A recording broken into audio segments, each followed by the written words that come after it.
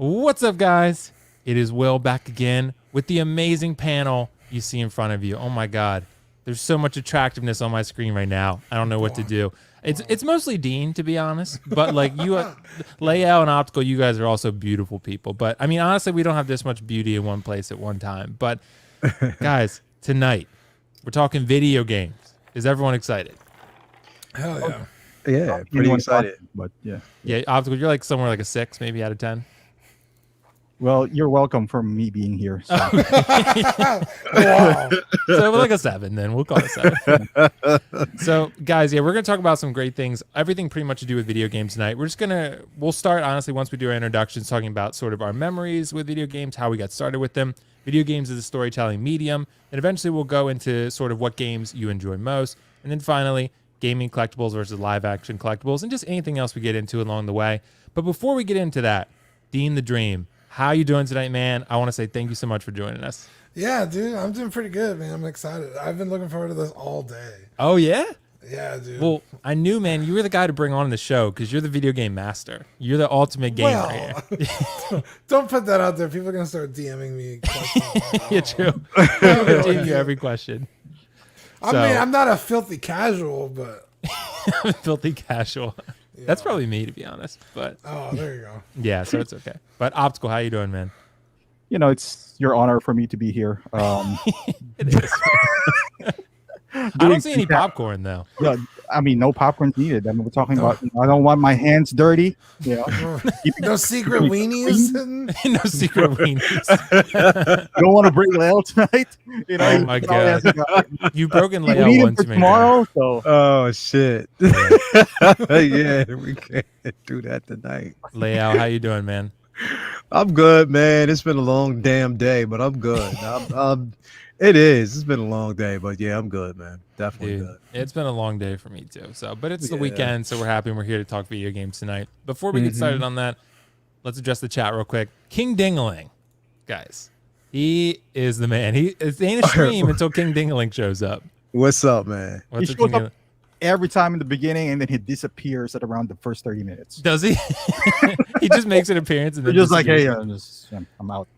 And then Brendan dropping some ridiculous statement. I mean, it's oh man, this Last of Us game seems to be very controversial, bro. Like, I'm gonna go to the very last comment. Look what Dean Martin says. Thank you, Dean, for putting some sense in the chat. So. Okay, we can have a serious discussion about this because I did not play the first one. And you still hate the second one? So I have no attachment. Yeah, that's how bad the second one is. I have no attachment. Oh my God, I love Dean. I love Dean so much. Damn. Like, because most people were like, "Oh, it's garbage," because one of the main characters dies like immediately. Yeah. I don't care about the character. I really have no feelings attached to these. It's just not a good game. It's so bad. Thank God. Wow. Danny Lee in the house. Story-wise, gameplay-wise, it's pretty fun. Yeah, gameplay-wise, it's great. Danny Lee, what's up, Will and Cruz? Want to drop in and say hi? Thanks so much, Danny Lee, for stopping in. He's going to catch us up. Have a great show. Beautiful angels. Wow. Well, I don't think we've ever received such praise before. Lane. Oh, man. Kramer dropping the super chat. All right, $2. Thank you so much, Lane. Optical layout, laugh death wave engage. I'm not sure what that means. Lane, you might have to explain that. He's talking about my laugh, man. Yeah. The laugh only comes out. It comes out every so often, man. You'll probably see it tomorrow. Definitely a tomorrow show. Yep, it's absolutely. Absolutely. I think we might see it tonight. Depends on what Optical has up his sleeve, but who knows? Oh, it's not in my sleeve. I can tell you that. Oh boy, man. Here we go. Right, so I got my child next to me. Oh, nice. Little Optical, baby Optical. So I want to start with video game memories because I feel like when we're talking about video games just in a very general way, I feel like we should start from the beginning. So start from the very entry point into video games. So sort of what I started with this topic was sort of like our fondest memories of video games that are old. Like, where did you start with video games? When did you first start playing them? How did that impact how you play them now and interpret them now? So really just kind of most likely it's probably your childhood, but I really just want to hear how everyone kind of got started into video games and how your journey kind of came along. So I want to start with Dean first, our guest, because Dean, I'm really interested to hear kind of how you got into gaming. Like, what was your first game that you got? Like, and then, you know, how did it lead you to become the gamer you are today? Yeah, so I was born in '89, and my family, I mean, even my dad, when he was a kid, played games, you know, like Pong, you know, on the Atari, whatever that was. So, like, growing up, he always had consoles. The Commodore 64, that was like what my brother would play on. He's a little older than me. I think he's almost 40 now.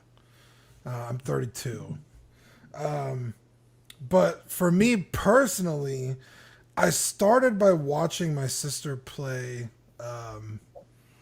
like A Link to the Past on the SNES. And I was a little too young to play that. Like, it's actually a pretty difficult game. You know, just like, you know, run around in circles or like get from point A to point B. It's like an adventure. You got to go find shit. So that was a little too much for me at the time. But my first gaming experience was most everybody else who's a little brother was player number 2. And I would be Tails when we would play Sonic. Oh, And so for years, I mean, Sonic, I guess it was Sonic 2 was the first time they had Tails. Was my awakening into gaming, and never looked back from there. So yeah, dude, fucking Sonic 2 and up. Sonic 2 was the start? Yeah, dude. What console was Sonic 2 on? I can't remember. The Genesis. Genesis. Okay. Sega Genesis, yeah, man. So did we all start with Sega Genesis? No, I didn't start with it yet. I didn't start with Sega Okay. Genesis. Well, yeah, I want to hear about that. So Dean, I'm too far back. So Dean, how did Sega Genesis sort of lead into the rest of your gaming? Like, do you still like playing Sonic games today? Man. Or yeah, like, dude. I mean, the original Sonic games. I mean, I'll buy the new Sonic games, like Sonic Colors. That was actually a really good game. They're coming out with it again. Sonic Colors, Sonic Unleashed. You know, I've played pretty much any Sonic game that comes out because he just has that like special place in my heart. And like honestly, like they're really not that good at games, but it's like, hey, Sonic's my boy. I'm gonna buy the game. So, but yeah, from the Genesis, then from there it went to the 32X, which took the Genesis from 16-bit to 32-bit, which was like huge. And then you could buy the Sega CD, which all attached into one, everything attached to the Genesis. So we had this like massive gaming console, right? There's like whatever, like you want the 32X, you want a Genesis game, you want a Sega CD. Now there wasn't a whole lot of stuff on the Sega CD that I remember playing, maybe like Sewer Sharks, which was like, Sega was always ahead of the curve, right? The first console to use a CD. And so there'd be like movies during the games, like cinematics. Yeah. so Sega was way ahead then, because ahead. Cinematics are like all the rage now. I mean, right? Yeah, almost a whole game is a cinematic. It's X now, right? And then we had the Genesis forever, dude. And then they came out with the Sega Saturn, which was only CDs.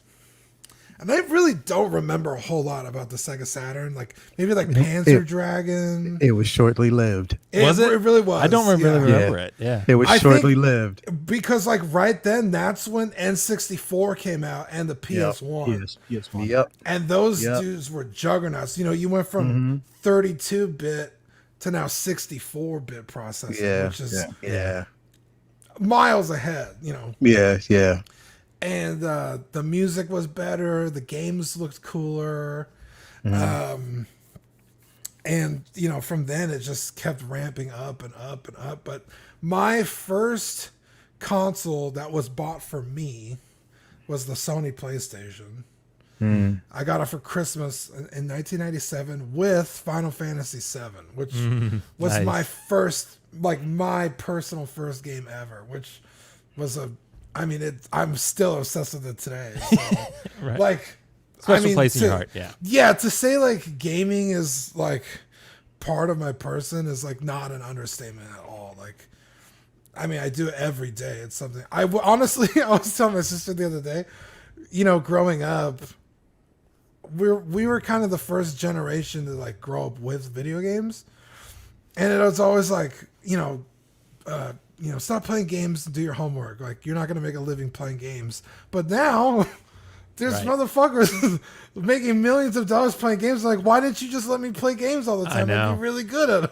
Like, look at Ninja. And all that, yeah, it pisses me off, dude. I could be a fucking pro gamer if I could play Call of Duty any better. But yeah, dude. I mean, I can't think of a time in my life where like gaming wasn't very important. Right. Like even, man, I remember when the Xbox came out, and everybody was playing Halo, and that was like, other than like. Maybe like World of Warcraft. I remember my friends used to like bring all their PCs into one house, which to me was insane.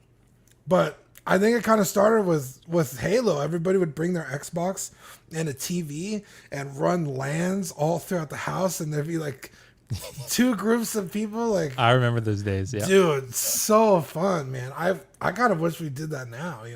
I know. But with the internet, it makes everything so much easier. But. Right. Yeah, dude. There's just I could go on and on and on. So yeah, Dean, because I want to save some of that for our future questions. But okay. So yeah, because you bring up a lot of really good stuff that we're going to lead into. But Optical, I want to hear about your video game journey. Oh man, mine was I'm a little older than you guys, so I'm more of a Atari. But I didn't. Okay. So back, I didn't grow up here. I grew up in Asia, so those things are a luxury back then. So I just go to the neighbors, watch them play. Like.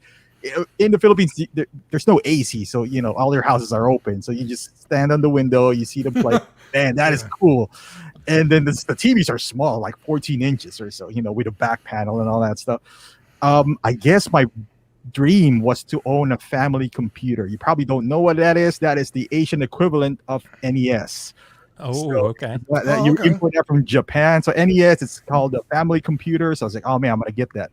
I think I was already old when I got the family computer, and it was fun, but it was never like what we have now. But I guess that it just grew from there. And now that I got that family computer, which is NES here, I bought those mini NES, the one that they're releasing now. Yeah. The mini NES, SNES, and Sega Saturn. And I just realized, because when you get older, those things become corny, right? To play, like, oh man, this Battletoads and Mario, Mario 3.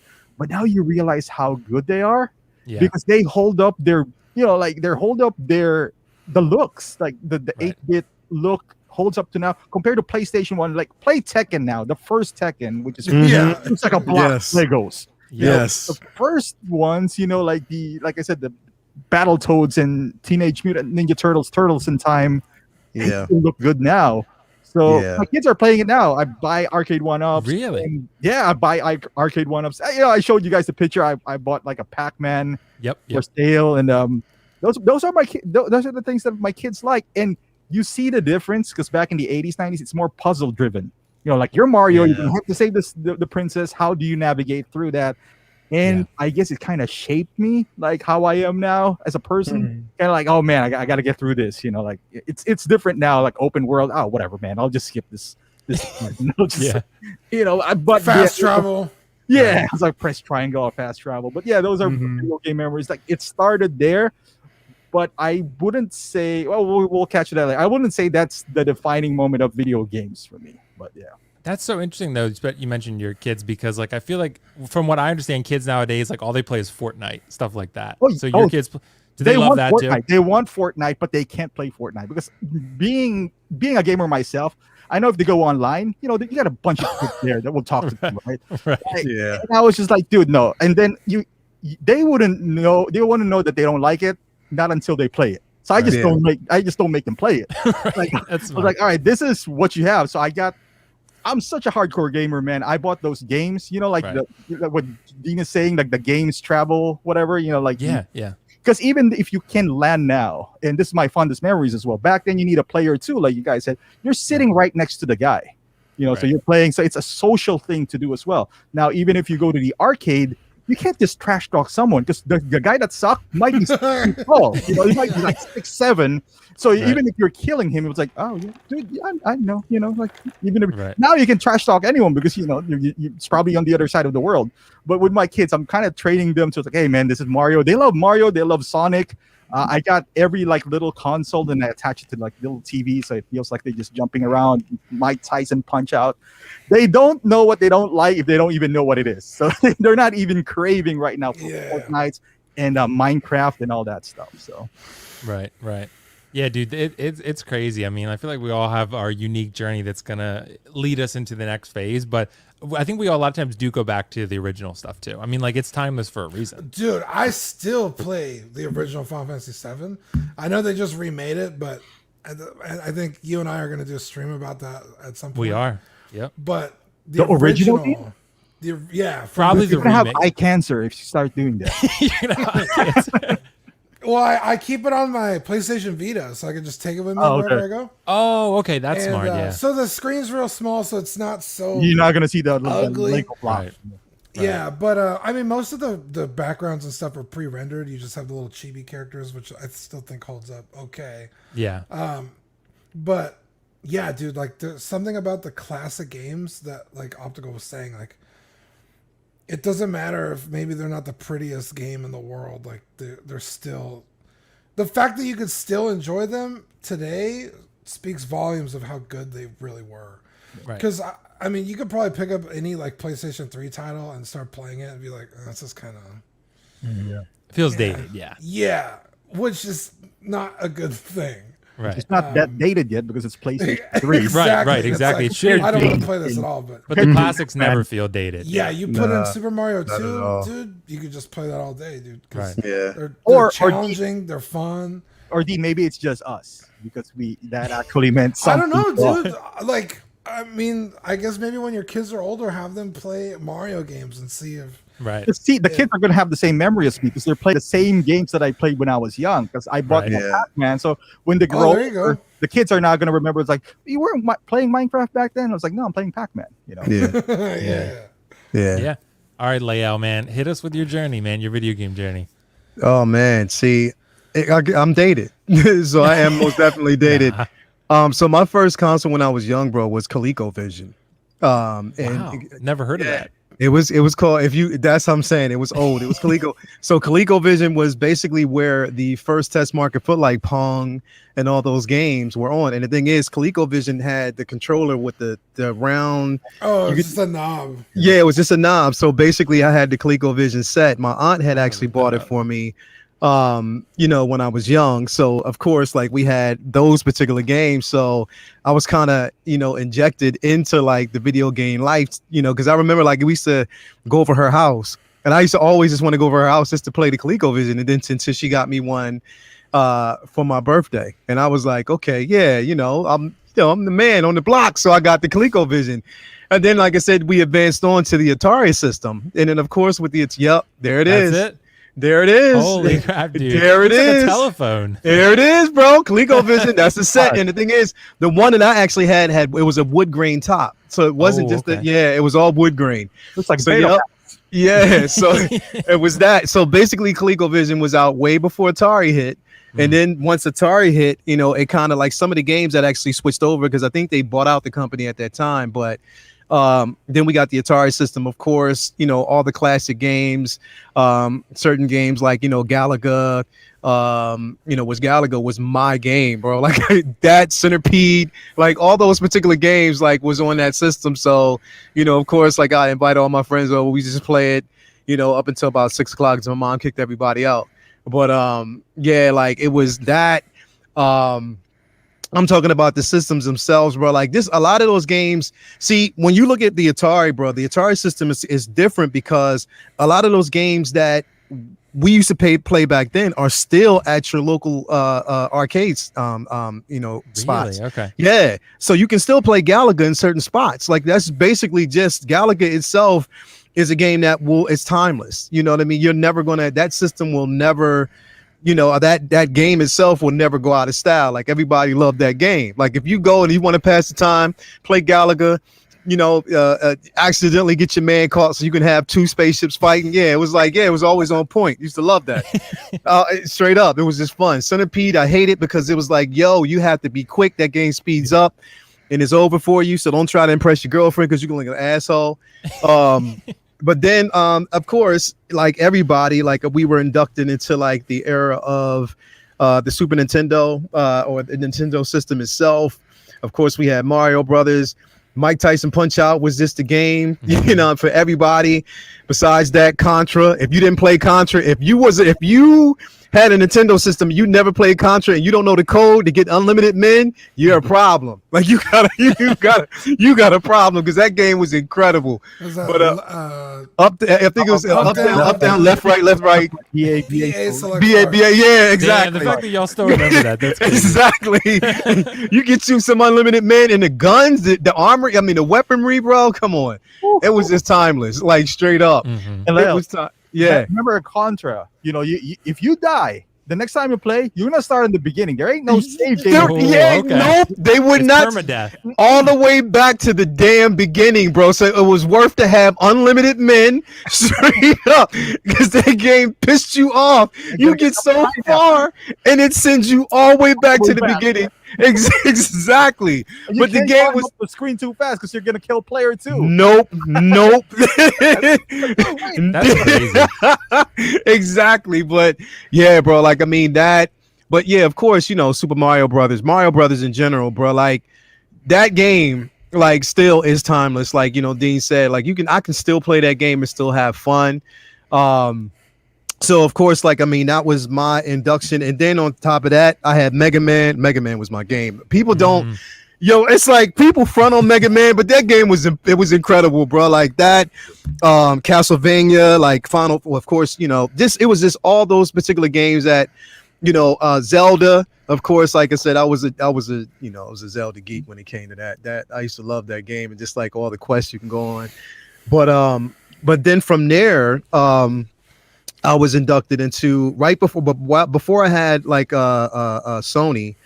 Of course, I had Sega Genesis, which now there's a game on the Genesis console that I played that I probably was the only person. Me and a friend of mine, it was only 2 people that played this game, and they were like, "Wait a minute!" Like it was so dope. But when you tell people about it, they can't remember it. And the game was called Eternal Champions. Huh. Bro, and that's the thing. So a lot of people haven't heard of it, but it was like these individuals who I guess died at one point. So they were basically fighting for immortality. So you had a gangster who used to always point at people and say punk, and then, like straight up, like it was an incredible game. And the boss at the very end had everybody's power, so you had to fight him and fight up. Yo, it was incredible. But like it was called, if you look it up, it's called Eternal Champions. That game was incredible on the Sega Genesis console, bro. But that, of course, you had Sonic the Hedgehog. And then when Mortal Kombat first dropped on, you know, Sega Genesis, of course, you know, it was a decent game.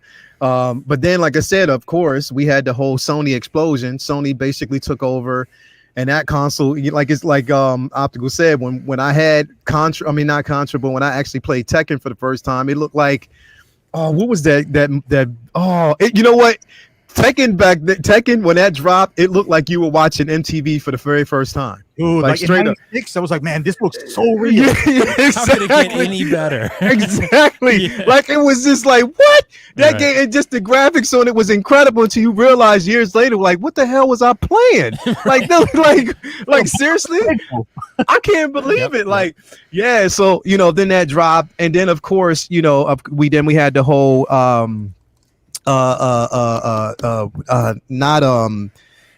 who was it? It was Xbox, and the Xbox actually dropped, and of course, like you said, we had the whole explosion of, you know, just certain the games. Now the game for me, Halo especially. But the thing is, and people will probably kill me, but I was never a Halo fan. Really? Never. I was never. Ears, Dean. You know what took me out of Halo, bro? I was fine with Halo. I was cool with it. Now my niece, she loved it. I was cool with Halo up until I had to operate those damn vehicles, bro. It was so hard for me. It was straight up like it was just like it was so hard to maneuver. I was like, yo, I just can't do it. And it was just like it kind of took me out of the whole first person shooter game. Like it was just like you know, at that time.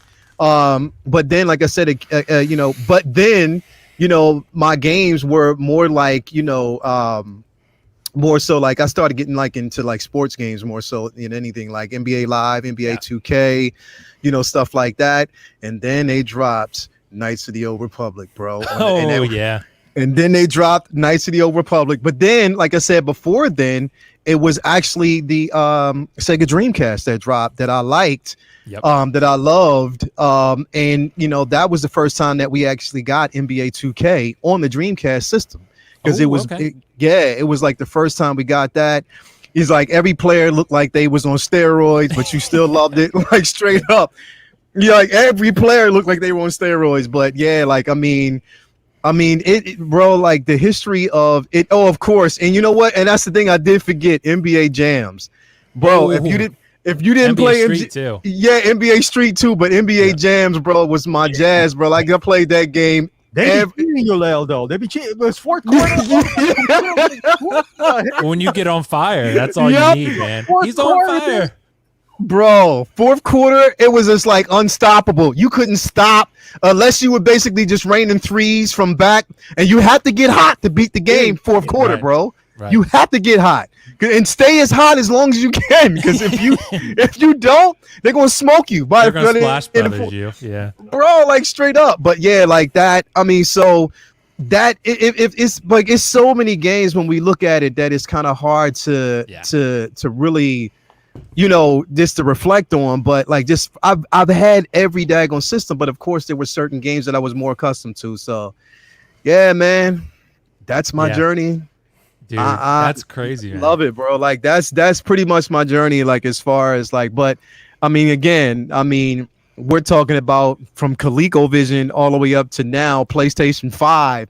It's like, damn, it's hard to really keep up with certain systems. Like we were talking about before, the what was it, the Sega Saturn? Yeah. Like that was it was definitely shortly lived. Like that was a system. And I was so sad when Dreamcast actually, when we didn't actually have that anymore, because it was good to actually have, like, because the thing is, what was dope about the Dreamcast system was the controller, because especially if you were playing Madden, nobody could see you got a place in there. Exactly. Nobody could actually see what your plays were on your screen, because it was always on your screen on your controller. So nobody could see your plays. You can call plays that nobody else could actually see. That was dope. I'm gonna ask y'all later like a different question. Okay.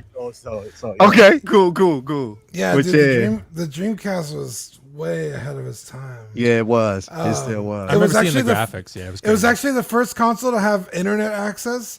Yep. It was the first console to play against other people online. Yep. You had to pay for the service, which was expensive. Which we're doing now. Yeah, which we do like, now. So I think it was like $10 a month. Yeah, it was. It was like $30 a month now. And if you had dial up, that shit was impossible. My God. Bro. You can't call anybody while you're playing games.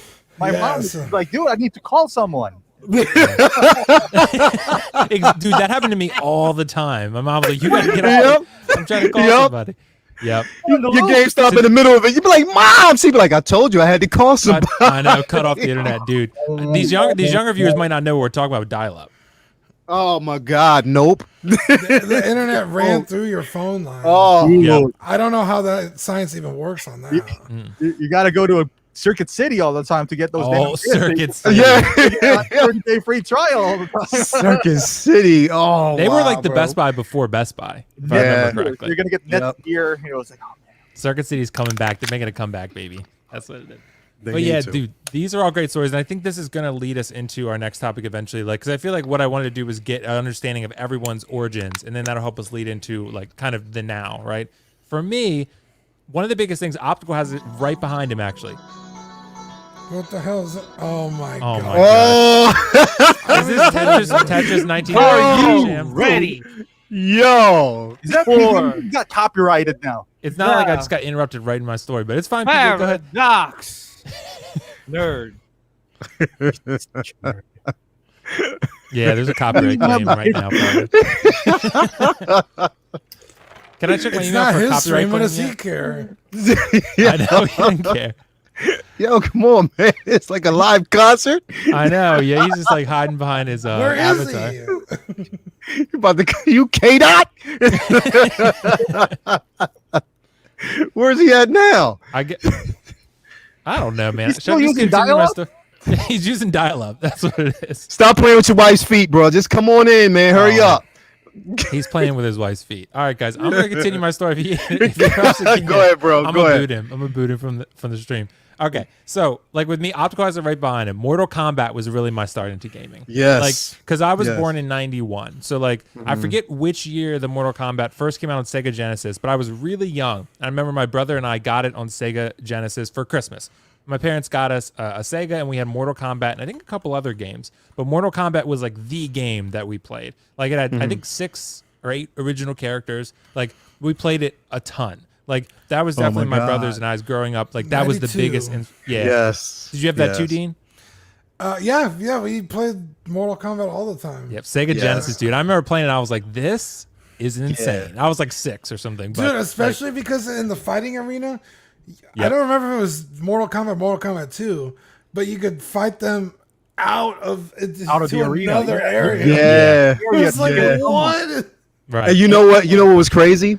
Back then, before basically the game hit like consoles, you would go to like your local arcade. Now, I remember the local arcade where I was, they would release the game, but they didn't have all the chips for the moves in the game system. Oh. So you had to wait like a couple of weeks to get the chips. But it was always this one, bro. It was this little, this little dude who used to come up. He used to wear, bro, little Asian dude used to come up, wear glasses. And he would sit there and listen. He would wait. That's probably He he would, bro, he would wait. He would put 50 cents on top and he would wait, let everybody else play, put his game up, whoop your ass. And then after every end of the match, he'll just look up at you like this and go like this. And wouldn't talk. He would just look at that was him just saying, you knew this was going to happen. I put my money there for a reason. And nobody else was behind me, but everybody's behind you because they know me. That's just the way it was, bro. But that game, I think that that was a new wave that nobody really expected. Yep. And I don't even think the developers knew how fast that game would actually grow and catch on. And just like everybody was just like into it, bro. Everybody knew the moves. They knew every player. Of course, I use either Scorpion, Sub-Zero because they were the cheat characters. I'm telling you, they were. I mean, they were the cheat characters. Either that or Liu Kang was a cheat character because he always leaped in the air. Every time you tried to do a flip, he leaped and throw a firebomb at you. So, yeah. I tried so hard, but I was too dumb because I was like 6. I could not get the reptile thing figured out. Like I was trying to get reptile, but you had to like do a flawless victory, I think, on that one map, like at the right time the moon was in the screen. So it was like very complicated. I was like 6, so I was like not able to figure it out. But I really wanted. I heard about the reptile thing, but maybe all that kind of slow development. exactly. Everything makes so much more sense now. So that's the ultimate test. But I also used. I don't know, Dean. I also went to play Mortal Kombat also at the arcades, like Lael mentioned. Like it was funny. That's one of the most. It was one of the most fond memories I have. My grandfather, like he used to always take my brother and I to the it was like a cafe we had, and they had an arcade there, and they had Mortal Kombat, and we used to always hang out and do family stuff there, and we play Mortal Kombat. And like so that was always Mortal Kombat. Such a big part of my childhood gaming career. You know, like not just because like family moments I had with bonding with my brother and my grandfather, but just like it was my start into gaming. Like from there, I actually didn't have Dreamcast, but I did have, and I don't think anyone mentioned N64. Like N64 was big for me. Like I played a lot of Donkey Kong. I played Ken Griffey Jr. a ton. Like Ken Griffey Jr. was the game, man. Conker's Bad Fur Day, bro. Oh yeah, that was the move on the N64. Oh, here's another one. GoldenEye. GoldenEye on N64. That was the game, man. The golden gun. That was the game. That was the weapon right there. So you know what though? If you were a little kid growing up in the hood like me, bro, you know what game? Like seriously, you know what the most popular game was? What? Tecmo Bowl. Really? Literally, Tecmo Bowl was the most popular game in the area, bro. Literally, people used to bet on that game, bro. Really? Literally. Yes. That's literally. Yeah, it's funny because I didn't have Dreamcast, but I did have the regular Xbox. Dean, I know, mentioned Halo. Like Halo was something that I played a decent amount of. Call of Duty, I feel like if all of us were of the Call of Duty generation, I feel like Yeah. we're stronger people for surviving those Call of Duty lobbies. Like, Yeah. like you're just a stronger person. Are you talking about Call of Duty when they're World War II or Call of Duty? That was one of them, but it was also Black Ops and it was Modern Warfare 2, I think. So it was a little bit That's later. like 2012-ish.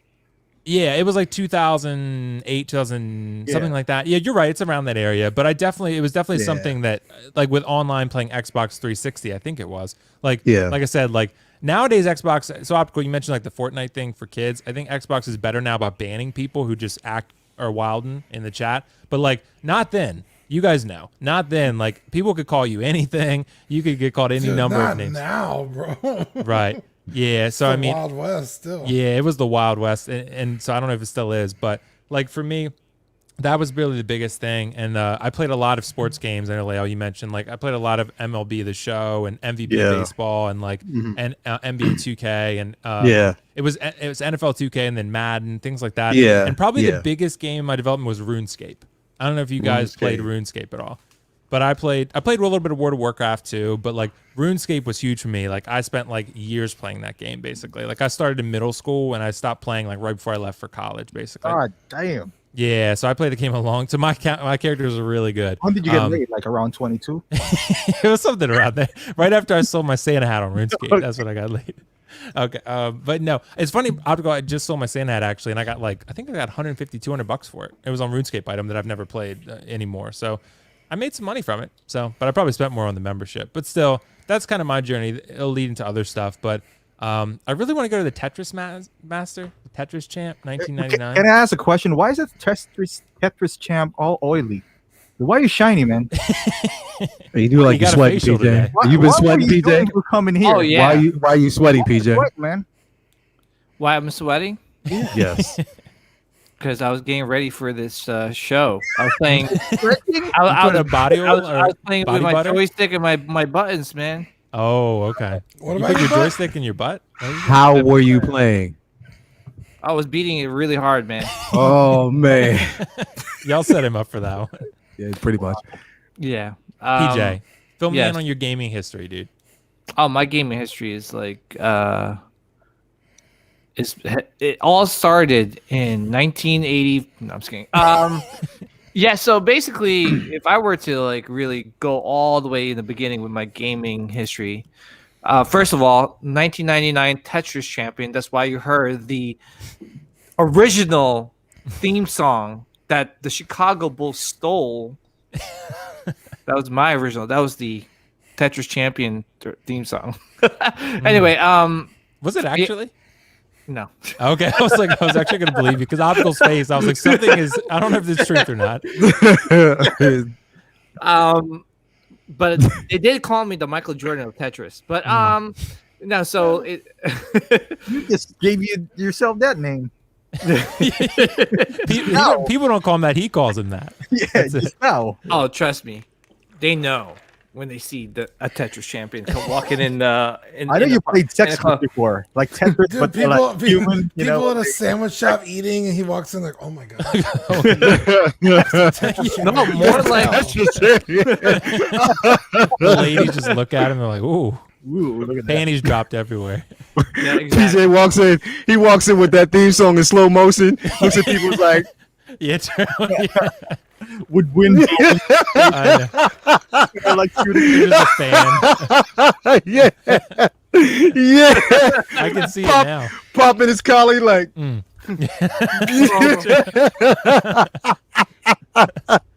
Yeah, but yo. yeah. So my video game as a child was very like non-existent, and the reason why I say that was because back then I was poor as F, dudes. Like poor as F, man. The only time I really got to play video games was over my friend's house, and I would have to beg my parents to like sleep over. And I think that's why like I grew up poor, like super poor. So that's why like I'm probably splurging now with statues and a lot of stuff. But like I think one of the first systems that I really got to like really play was the Atari. I forgot which Atari it was. I know it's the one with the joystick and like the one button. I feel like that's the right one. I could be wrong. It might be Atari 52. Anyway, then came Commodore, but most of those consoles I was playing in my friend's house, right? Mm-hmm. So, they got the I think the Super Nintendo, not the Super Nintendo, Nintendo came out. Didn't really get a chance to play that. I think my very, very, very first console as a kid was Sega Genesis.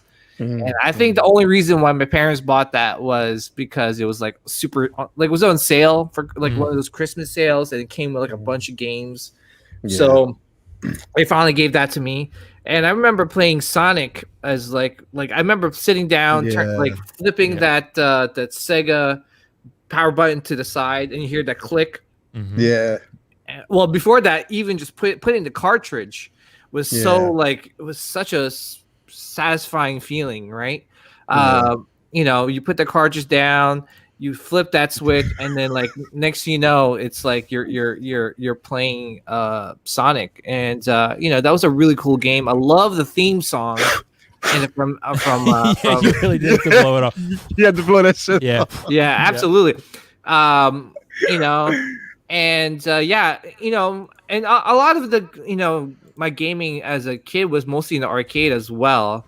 If you go to for me, if I went to Atlantic City or something, or my parents went to the mall, they'll give me $1 or $2, and I will go to the arcades and start using those putting the quarters in, playing some games, and trying to find games that would last, because when you didn't have a lot of money, you were well, I'm not gonna play a game and then it'll be done you'll be done in 5 or 10 minutes, right? Right. Yeah. So I try to find games that would last long. But yeah, Sega Genesis, I love Streets of Rage.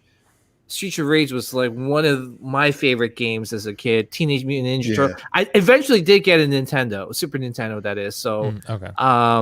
With the Super Nintendo, I played a lot of Super Mario Brothers. That's I heard you guys talk about it. That's very nostalgic. Super Mario Bros. 1, 2, and 3. 3 being my favorite one, and I think we have to, because of this movie, The Wizard, I think that's what made Super Mario Brothers 3 so popular. And I remember, I don't know if you guys ever watched that movie, but I remember watching that movie kid, and you're wow, they actually, I wish they would make video game tournaments, right? Because I would love to enter them and win some money, So that was pretty cool. So moving on, I think eventually, I started renting out. I know in Blockbuster you could actually rent out consoles. Yeah, you could rent video games there as well. I used to hate it. Yeah. So that's the best way for me to play some of these video games was to actually rent them. I remember getting a Sega 32X. I feel there were so many Sega add-ons, right? Sega Saturn. I rented that console out, even though there was only a few games on it. But yeah, I played a lot of those consoles that I love. Now in terms of as it progresses to almost the next generation stuff, I think Dreamcast was probably one of the most underrated definitely consoles out there. That was ahead of its game. Yeah, Dean said it's the first console that was online. Yeah, it was. And I remember playing Dean, if you remember this game, Quake. Oh dude. Quake. Yeah, I used to remember the rocket launchers used to blow people up. Yeah, man. Definitely. That's what rocket launchers tend to do. Yeah, but it was across any platform. It was such a satisfying feeling. But I played a lot of PC also as well. So when I was younger, I had some PC stuff. Eventually I started learning how to build my own PC, so I started becoming a PC gamer as well. Mostly more on the consoles. Man, there's so many freaking consoles I started picking up eventually all along the way as I was able to work and make some money. Because I'm a big gamer. Like I'm a huge gamer. Like ever since I was able to like get some more consoles under my belt, like I was able to like game more. So yeah, so what's that called? Sega's Dreamcast was, oh my gosh, Crazy Taxi. I'm telling you, that was my god. Yeah, there's so many games. And I was like, I remember like I was at the mall, right? And I had a choice between, I believe it was the PlayStation 2, like 1 or 2 or the Dreamcast. And I just wasn't like, I was against like I was always been, obviously you guys know, I'm always against the green. Like I always go for the underdog. Yeah. Right. Yeah.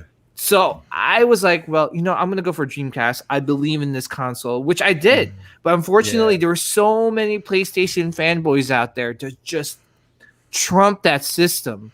Like, you know, there was a lot of things against Sega that didn't make that console successful. For example, NFL 2K was ahead of its time. NBA 2K was ahead of its time. NBA 2K was the only reason why I actually got the Dreamcast, because the marketing scheme on that system was incredible. So once they released it, I was like, I had to have it. Yeah, dude, I had like endless like I used to have like all-nighters with my friends. We used to have like our own draft, like my friend and I. Oh, nice. Yeah. And then we would like pick up like make our super teams. I had like Tracy McGrady, Steve Francis. I used to have Steve Francis as my point guard. You know, but yeah, just like a lot of like good memories with that console, man.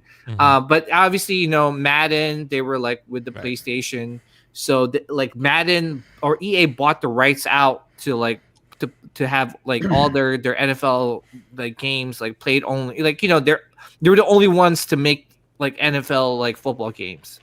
So that really killed the NFL 2K, you know. Unfortunately. But like, yeah, I started picking up more consoles like as I went along the way. GameCube, I got the 64. I played GoldenEye. I played like I had LAN parties. You know, Dean mentioned LAN parties. I used to bring my whole like tower over my friend's house and play Counter-Strike or even Half-Life. Man, you know, there's there's so many like games I played. I played Day of Defeat. If anybody played that Day of Defeat. Oh yeah, man. It's like a Day of Defeat. Is it Day of the Defeat? Dude, I don't know what kind of game system are you in now, but I don't know. PJ was all about the feet even then. Yeah, Day of Defeat. That's the name. No, you're still Day of one foot. Yeah. It sounds like, because you guys, like I get here it is. So this is like like hold on, let me share it, PJ. Yeah, so this is like an add-on that you get to. It's like it uses the Half-Life engine. Yeah. Ooh, okay. And, so it was, oh man, like this one, Avalanche. Oh my gosh, this was like Nuketown of back in the day, man. Where like everyone just like tried to capture like the main flag, and it was just like a S show, man. Yeah. Oh, I love that game. And you know what? Let me tell you, I'm gonna tell you. You know, you guys talk about Call of Duty. Yeah.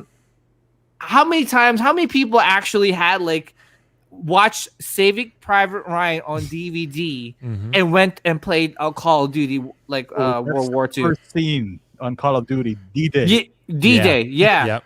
How many times have you like watched that scene? You only watch that scene, you stop it, and then you go play Call of Duty.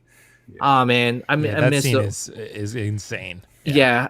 Then fast forward to PlayStation. You know, so Sony PlayStation. So many good games there. Metal Gear Solid. Oh my gosh, I could go on. Resident Evil. Like, oh my goodness, like so many great games in that console. Man, it's just bringing back memories, like Madden. It's nostalgia. You're like nostalgia. Yeah, I think that was the golden age of gaming. You think so? Dude. You know what? I think now I feel like like it's the now, dark ages. But yeah, dude, all we have is fucking battle royales and bullshit. Fucking. Well, that exists for sure. But there's I love cinematic games, so there's so many good ones coming out. Well, we'll discuss that, Will. We are going to discuss it. But like I remember, like, oh man, I remember like many like I'm telling you, many memories. Like especially like I was dating this girl, and like she was like, I'm telling you, man, like it was just like I was playing video games and she'd be like hugging me from the back. Oh, I was like, oh man, I love this. I don't believe you, PJ. Giving him It might have been my mom. I don't know. It was your mom. It was your It aunt. was mom. Probably No, a but- dude hugging you from behind. Yeah, but like Oh, so anyway, that's where the Abby thing comes in. I get it now. I get it. Oh my god! I get it. I understand. PJ, you gotta know by now, bro. When you say stuff, I know. you already know. I know. I don't. Yeah, I know. But yeah. So PlayStation 2 came along. I know. Because I Don't know. set yourself up for I'm getting failure. there. Yeah, I'm getting there. But Optical, man. but PlayStation 2 came along. I remember watching. Like, I didn't have the PlayStation 2 when it first came out. I was like too poor to get that one. But I remember like going over. My friend calls me. He goes, like, PJ, you gotta come over, man. Gotta come over now. I was like, all right, I'm driving over there. I go over there. He goes, yo, check this out, dude. He was taking this car and running over people. Guess what game? GTA. Oh my god! You already know. Oh my, dude! I was like, what? He ran over this old lady. And all the Yeah. moms started a Yep. school board and banned that game from everything. Yep. Not in Nah. South Park. Yep. Oh my gosh, my jaw dropped. I was Yeah. like, You're like, did you just run over that old lady with a Yep. truck? It's like, yeah. and then like he would be all the cops are chasing after him. Uh-huh. There's so many good Grand Theft Auto games. I remember like going to the midnight release of Grand Theft Auto Vice City. Oh yeah. Bam! Vice That City, was- bro. Oh, come on. Vice City. The soundtrack on that. The Vice City soundtrack alone, Oh. bro. If you didn't even like the game and you just like this, you just gotta love the soundtrack because the soundtrack was on point. Come on, man, you could drive around, pick up prostitutes, everything, bro.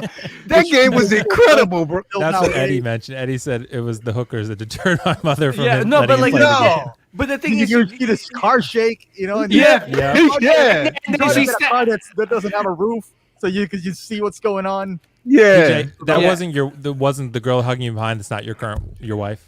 No, no, Oh, it was okay. actually that called you to actually, play Call of Duty. actually, I'll tell you, like my wife, she's a gamer too. So Oh, okay. yeah, but like yeah, so like I remember playing that game and like you know with the prostitutes, like you know You're if, playing the game with a problem. the hookers, Yeah. That's playing. the hookers, You right? could have picked anything. You know, the game where you steal a bunch of cars, or the game with like all the weapons. So Yeah. PJ, You went so straight for the hookers. you mean you were playing the game with the Yeah, with a prostitutes in the game, but not the Are you saying you were playing with prostitutes beside? So you know what, PJ? What is your? You Right. know Where's what? it coming I, from? knew PJ was a pimp name or Yeah. something, bro. Can you imagine? Yo, He go did get that, my- you go know, get my- hamburgers, like, you Get want me to play? my- You want to play Call of Duty? get the He controller. paid him to play Call of Duty with him. No, but like He's like, just hug me from behind, please. Be like, go get me a Colt 45, bitch. Oh my god. yeah, Lick but, the Cheetos on my fingers. but Like, we're all gonna get canceled. Oh my god. Yo, no, but like My shit was done. yeah, but I remember like with in the game with the hookers, right? Like you just like, if you don't move the car for a while, it starts like they start doing their thing. And I remember the hooker would step out and then you would run over her and like what the hell? PJ, when we're Get your money talking about back. like the memories of your video games, Like, isn't it hilarious? Yeah, how mine. everyone's history was so wholesome, and PJ started Yo. running over No, hookers. oh come on, man! That was the golden I'm era. like, Like, oh, I had a Yo. great time bonding with my grandfather. PJ's like, yeah, I ran over hookers. Whoa. It's like, yeah, but it's like, PJ, bro. That's what. yeah, but so like with yeah, so the PlayStation 2 like they pumped out a lot of good games. Metal Gear Solid, which by the way, Metal Gear Solid, oh my gosh, Yeah. I hated the ending. It was seriously the longest ending. Like I was just like, what's up with these like emo stuff, man? The Ilalulale, and I'm like, what the fuck is this? And I remember like I actually fell asleep during the ending and I woke up and it was still going on. I was like, oh my gosh. Anyway, Man. but yeah, then I got the PlayStation. No, I didn't get. Oh no, because PlayStation after PlayStation 2, there was like the next console was the Xbox. So I got the Xbox, but like I love Halo, but I didn't like the other Halo games. Like I loved the first Halo. I loved the first person shooter, the multiplayer. I didn't like the controller. Like that controller was so bulky, and it was just so like I loved the PlayStation 2 controller better. Dude, I never told you guys, I played Madden, a lot of Madden back then. I entered the Madden tournament. And because that was the only like tournament around, so I actually entered that. Notice it's Tetris champ, not Madden champ, so we know. I know, right? We know. Nah, I didn't get. I got far, but not far enough, like to win my regional. But anyway, yeah. So after that, I got the. Well, I didn't get the Xbox. I skipped out on that, and then the next console was the Xbox 360. And oh, by the way, going back to PlayStation 2, God of War. That's how my wife like. Oh man, like that's how we bonded more was God of War. What the hell was that? What was that? I was trying to find a video game reference when he was talking. I've been trying to find one this entire time, but I couldn't find it. Yeah, but was that a hooker, Leo? No. I thought it was a hooker on GTA or something. I was like, what the hell? No, I was trying to find like these video game patches that I could just plug in while he was talking, but Oh my God. it didn't work. Yeah, but yeah, PlayStation 2 is like, that was like maybe like I think our first or second year that we were married. We first moved into like a small ass apartment, and my wife would watch me play that game, and she loved watching me play that game.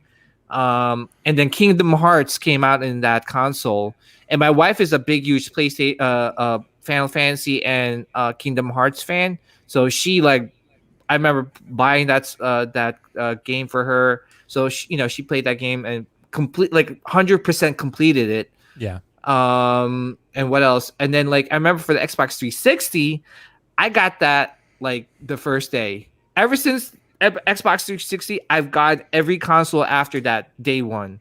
Just because I think my wife was in the mall and she went to the GameStop store and then was just looking around, and the guy came up to her and was like, "Hey, would you like to pre-order the Xbox 360?"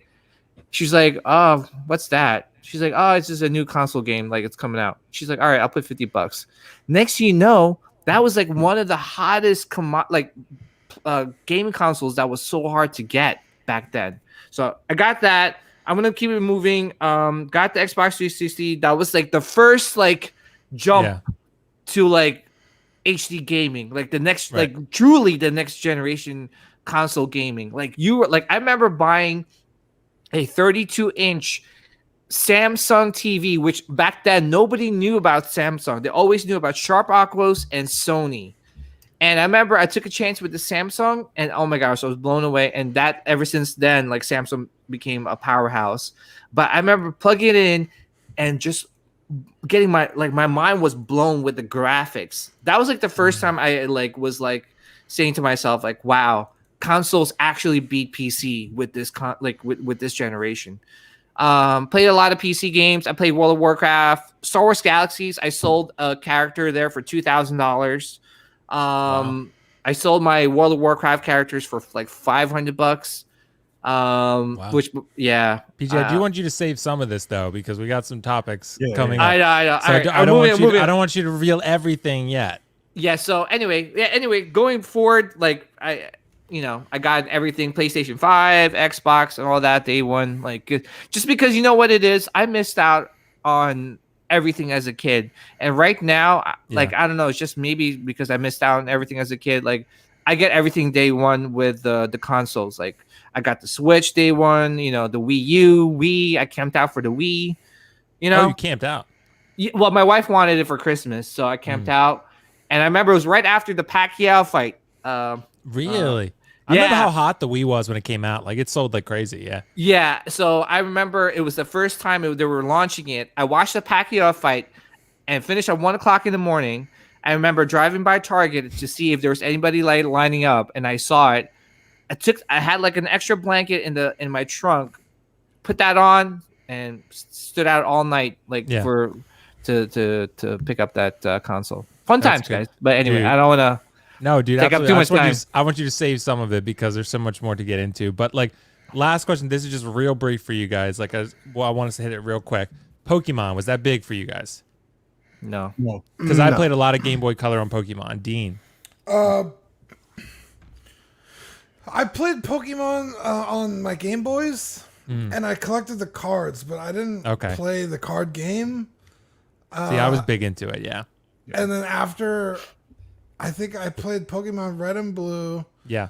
Yellow and Silver, or Gold and Silver. Or no, it was Yellow, wasn't it? Yeah, it was yellow. That had Pikachu on it. And then there was a gold one that had Ho-Oh, and then silver had Lugia, I think. Yeah, I think I played all those, and I stopped playing. I think that's where I was too, but I was wondering because yeah, I actually really did enjoy those Pokemon games, but because they're almost like RPGs, and then instead of you fighting, it's your creature, so they're super easy to get into. But no, after that, I don't know. I lost interest in Pokemans. Although I still have a bunch of cards, but yeah. I kind of was the same way, but I was just curious, honestly, because that leads us into our next topic here. Looking at the now, at least we went back all to the beginning. We laid out our entire history of gaming, sort of like what things we enjoyed. So I wanted to see what you enjoy now. Do you enjoy the same things? Like, what kind of games do you enjoy most? And I want to start actually with Optical on this one, because Optical, I know you talked about like really liking the classics. Like, what kind of things I know you like cinematic games like me, but now what's kind of your thing? Well, like even with movies collection, I don't know. I just evolve as a person. Right. What I liked back then in '80s is not what I like now. Right. Do I still like the Pac-Mans and the classic games? Of course, every once in a while.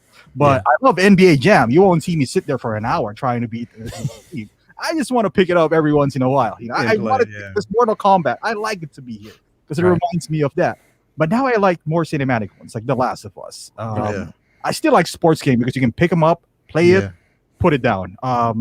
I like Call of Duty. I just like games. So if, depending on what you feel that day, you want to shoot some people, get some Call of Duty. Call of Duty, sports games, pick it up, put it down. Now that we're into the YouTube and then we watch movies and we look at movies differently now. We talk about cinema, the cinematography and all that stuff. That's why I think I'm more drawn into like the Last of Us. I know the open world game kind of like the it was fun when we were younger, like PG said, you pick up hookers and all that stuff, but that doesn't I don't know, at this age kind of like, oh man, look at this. I'm gonna run over some old lady. That's PJ. I'm gonna run over an old lady hooker. Yeah, I mean it's still fun. Don't get me wrong. Yeah. But, like for now, I think more rich story kind of games that you can kind of like, man, because it's different. It's different when you finish like The Last of Us, right? And then it's different when you finish a game that it kind of sticks with you. It's I would even say it's better than watching a really good movie because you're a part of it. So we're gonna get into that. So, Liel, what do you think, man? Like, what games are grabbing you the most nowadays? I mean, of course, like I said, I'm a big, huge sports head. So of course, NBA 2K is always going to be, I'm loyal to that game. But then, when we do get caught up into a lot of cinematics, the graphics in games and how far we're able to push games now.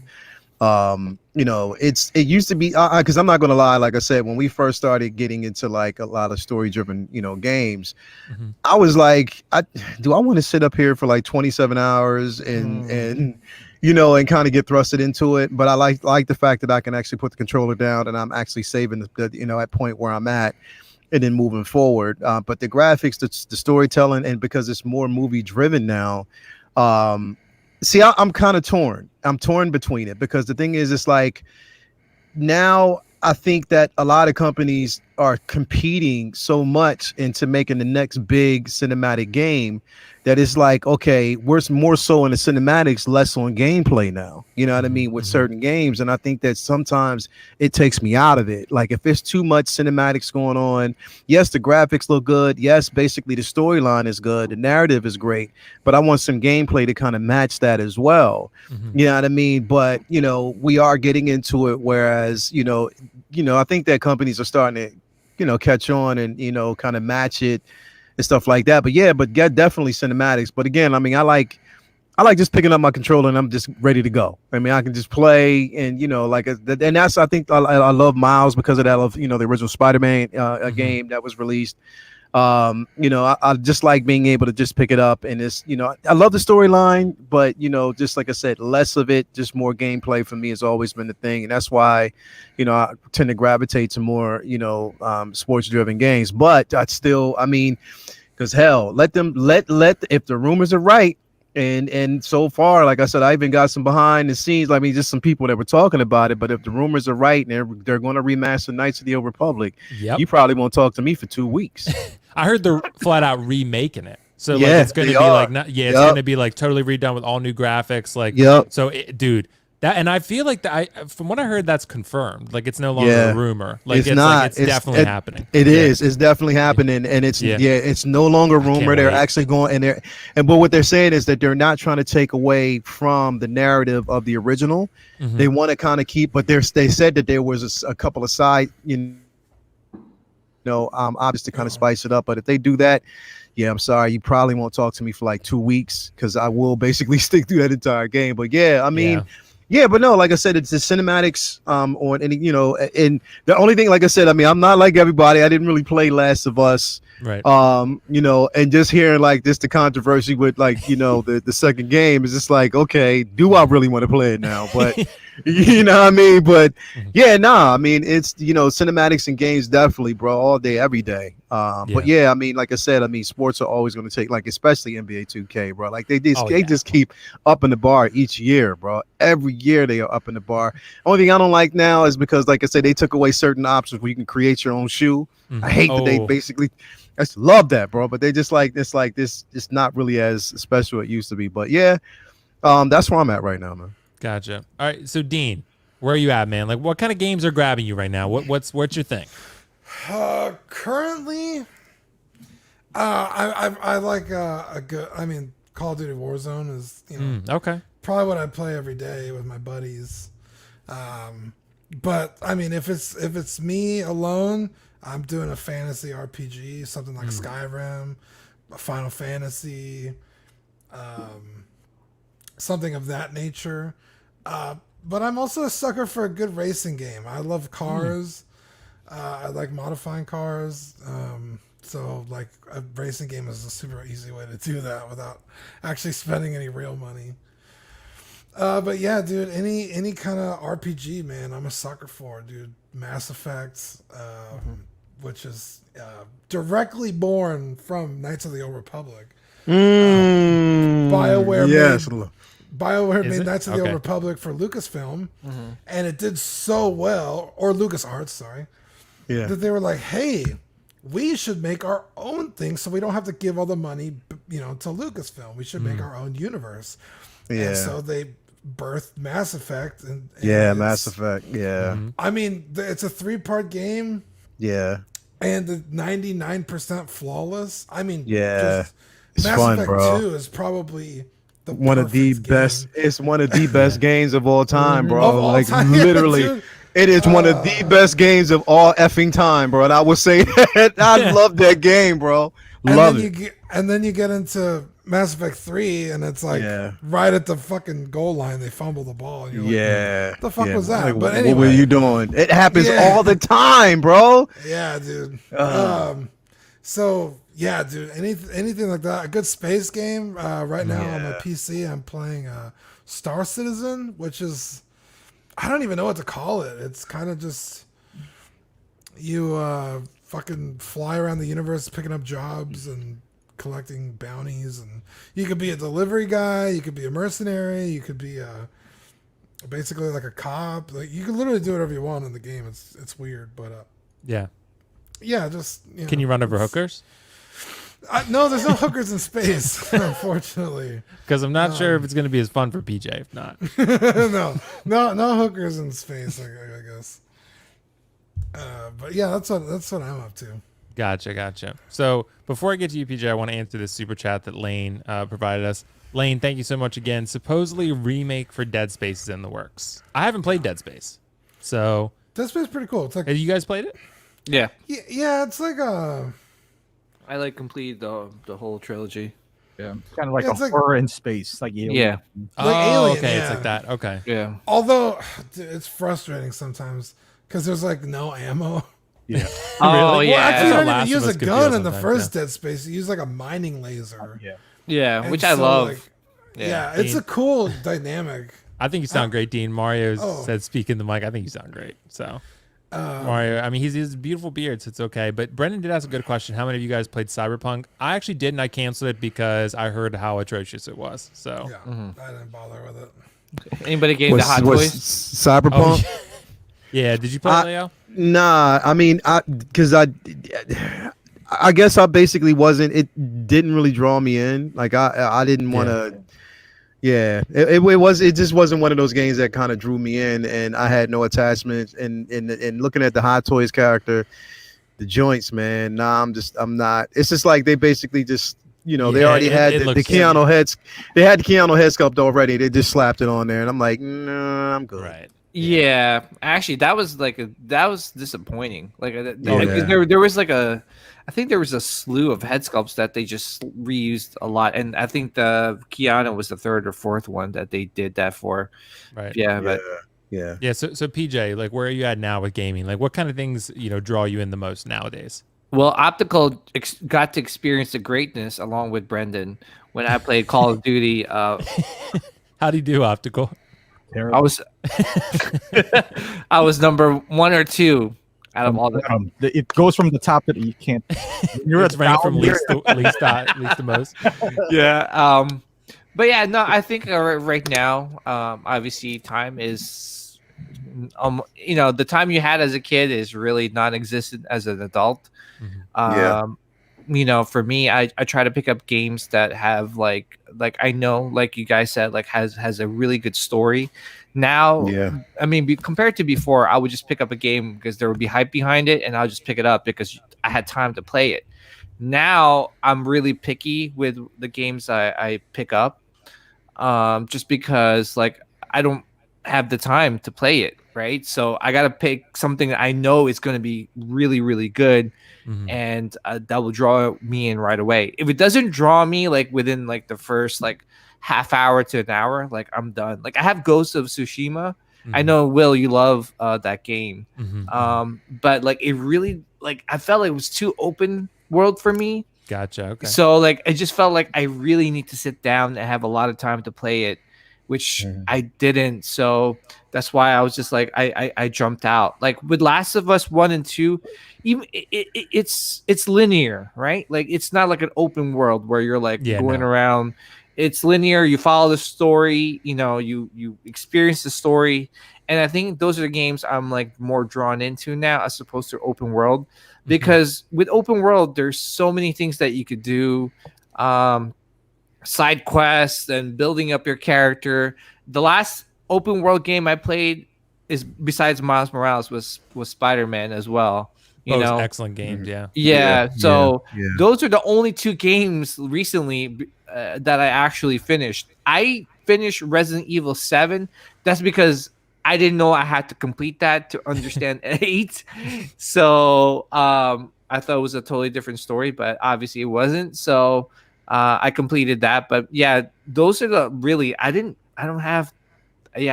now it's just anything that I could pick up. Like Call of Duty's quick.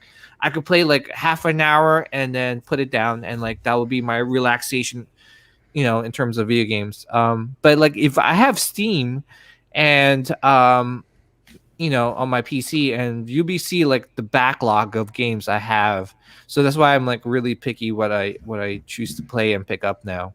Yeah, like you're really selective because you're limited on time. I mean, you got a family. Oh, don't get me wrong. Once I'm retired, it's gonna be You Tsushima got all- arthritis, man. huh? You have arthritis. You can't even. You already have arthritis. Arthritis from what? Oh my god, from other things probably. Your hand is permanently like this. Oh my god, yeah. What kind of condition is this, doc? Oh my god. Optical, you need to stop eating your meat. Yeah, don't beat so furiously. But yeah, like you got to give Ghost another try, PJ. Like I know Optical's really enjoyed it so far from what I gathered from what he told me. Like, yeah, it's you liking it, incredible game. Optical? Dude, I tell my kids to call me Lord. Lord, see, he gets it. Lord Optical Shimra, he Yeah. gets it. Yeah, but it's an incredible game. It seriously is. I mean, I'm playing it again now. I should have waited for the director's cut. It's coming out in August for PS5. So If but- I'm lost, I'm just waiting for a wind to pass. Oh yeah. the wind, you just follow Yeah. that wind. That's all you do. Fallen Order. Fallen Order was great. Yep. I beat that. Fallen Order is There's going to be a incredible. sequel. So Yeah. Yeah.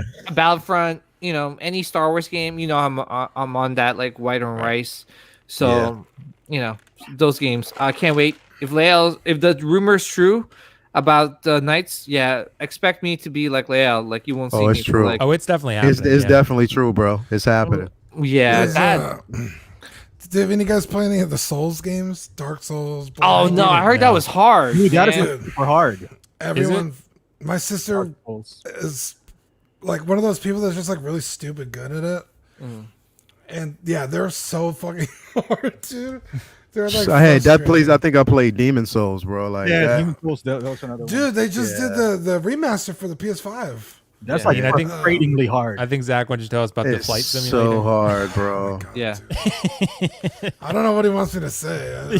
It's the greatest thing Can ever. you, I just want to know. I want to try the fly. I'll be like a real pilot. Well, you know, like I'll be like, all right, you know, I don't even know what they say. Like, I will say this. Expecting Full- turbulence. So Zach really likes to film these things and put them on the channel. They're really relaxing. It's like he'll fly from one airport to the other, maybe like 45 minutes or so. That man loves planes. It's quiet and stuff, but when he lands, there's like commands that it gives you in the game. Yeah. Well, I was watching like real pilots land, and it's very accurate. It's super cool. I was like, "Holy shit! That happens when Zach does it." So he Hello- likes it. hello- I don't understand the hype, but hello, That's my this is boy. your captain speaking. It is right now. The time is 3 That's o'clock in the afternoon, and it's sunny weather. We're going to be landing in about 45 minutes. make sure you like and subscribe to Collect. Exactly, collecting weekly, Wait a minute. live streaming every day. Yeah. It's like, okay. Well, so PJ, Will, Zach says hi. yeah, I saw that in the comments. Tell Will I said hi. Okay, so PJ, are you done? I didn't mean to cut you off because I'll go after you're done, but I just want to make sure. Oh no, you're no, done. yeah, those are right now. Like, I love playing horror games. Like, see, here's the thing: I love horror movies, I love horror games, but then like I get really, really scared. Like, I'll be playing by myself, and I'll be like, Why do you play it then? Who knows? because I Punishing yourself.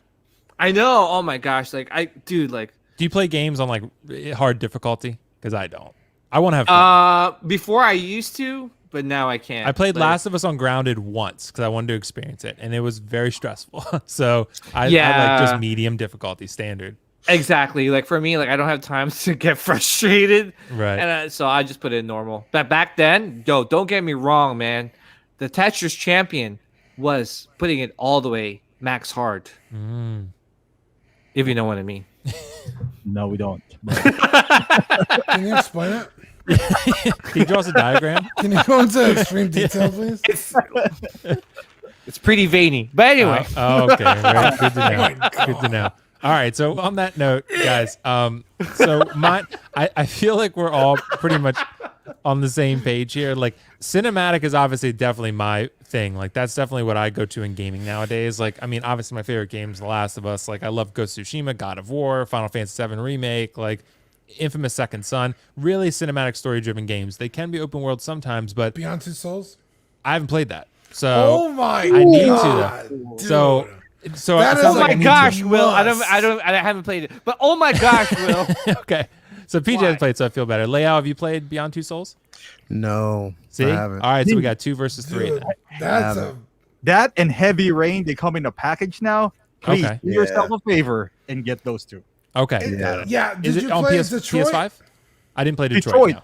Oh, dude. You like cinematic? Get out of here. Well, because here's the thing. I heard kind of mixed things on it. So No, I wasn't Detroit. sure. No. 9.5 out of 10. It's so mixed. Bro, Will, Detroit's on point, bro. Okay, Detroit's on point. Detroit's on Okay. point. bro. Anything I that played studio Watch comes Dogs. I out didn't really with, like it dude, that much, but Yeah, Detroit's on point. You got it. You got Control. Did you guys play Control?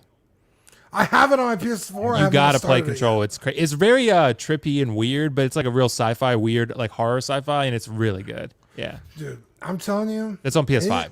So. Anything that studio comes out with is usually, I mean, even if the reviews are like kind of wishy-washy, I promise you, it's a fucking experience. Okay, I gotta try. You have to play all. Maybe I'll try that games, next dude. then. Okay, That's a lot of content too.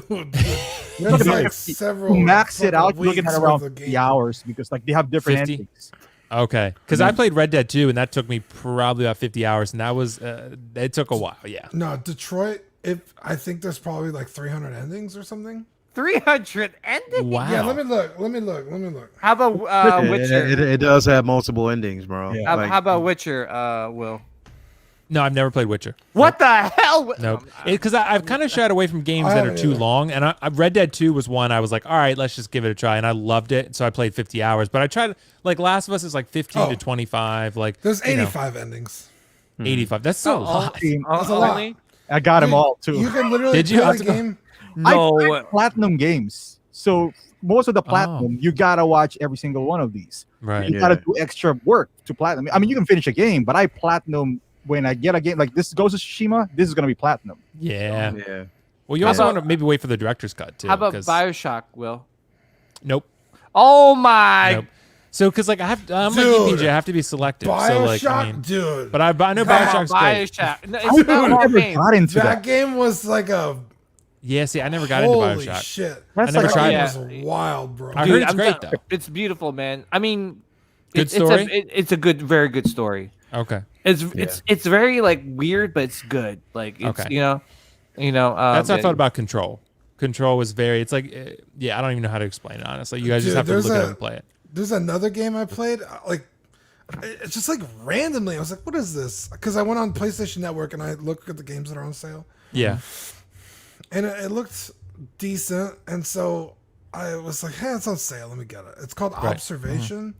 Dude, Okay. Actually, it fucking blew my mind. Really? Yeah. Okay. Yes, bro. You play as like the AI of it's like a spaceship, like a space station. So it's like it's kind of realistic. Like you're not flying through space and stuff. It's like there's scientists working on the space station. But like when the game starts, like all has gone to shit, and so Okay. like you help this one scientist like try and get everything back online. And like while you're doing it, like this crazy story unravels before your eyes. yeah. And you're Okay. just like this computer that's just like, what the fuck? It's wild, bro. Can I mention something though? Yeah. Yeah. In the arcade, there was virtual tennis, and let me tell you, I had 50 wins in a row, dude. Damn. I was playing people. They were playing quarters. Real people? Real people, dude. And I would like, dude. So you were I like the was- story Lael told about the dude playing Mortal Kombat. Yeah. Yeah, he was. Yeah, That he was actually PJ. Yeah, it was. It kind of looks like PJ. I think it was PJ. Yeah, it probably was PJ. Back in the that was swag in day. the day. Yeah. Back in the PJ day- PJ invited me to group. He brought me in a group just to say sorry. He just said he's Yeah. he's not letting me know yet. He brought me on because he's like, y'all was sorry I whooped your ass when I was young. No, but can I ask you guys one thing? You know how there's like a whole bunch of people, like especially when there's a new fighting game out in the arcades, and everyone starts putting quarters. How do you know whose quarters whose? Yeah. Like It's all mixed together. It's always like It's mixed- always the person because you can normally like the way we used to do it was like they had a roll of quarters. Yeah. It was the person who had the next game was always standing behind or standing on the side, so they would put their quarters beside the person. Who was, because you never know, like, if it's sometimes even a person who was already on the game would have 2 quarters up there because he wants to or start where he, where he was, like if he wants to have a chance to come back in to finish off that level. So yeah, it was that's how you pretty much knew. Me, I would, I'd put some P on my quarters. There you go. That's how you really get you said. I'm off the territory. I'm just playing. Nah, he did it. He did it. I did it. Dude, when I would go to arcade, and this was, keep in mind, I was like, in high school, middle school. But my game at the arcade was DDR, dude. Oh shit! I could see you, Dean, playing DDR. Dude, I couldn't do that shit now. Oh my Dean, god! Were you Dude, pressing how all long the is ladies this with your DDR Dean, skills? I used to do it with my hands. I was so bored one time. Yo, we're Really? 82, like PJ. We 82. Dude, there would be people doing We like invented fucking the shit in dances and karaoke. shit. Yeah, true. I was like, you know what? I'm bored. I'm gonna use my hands today. No, I wouldn't. Like But- Oh whack-a-mole. my god. Barbie girl.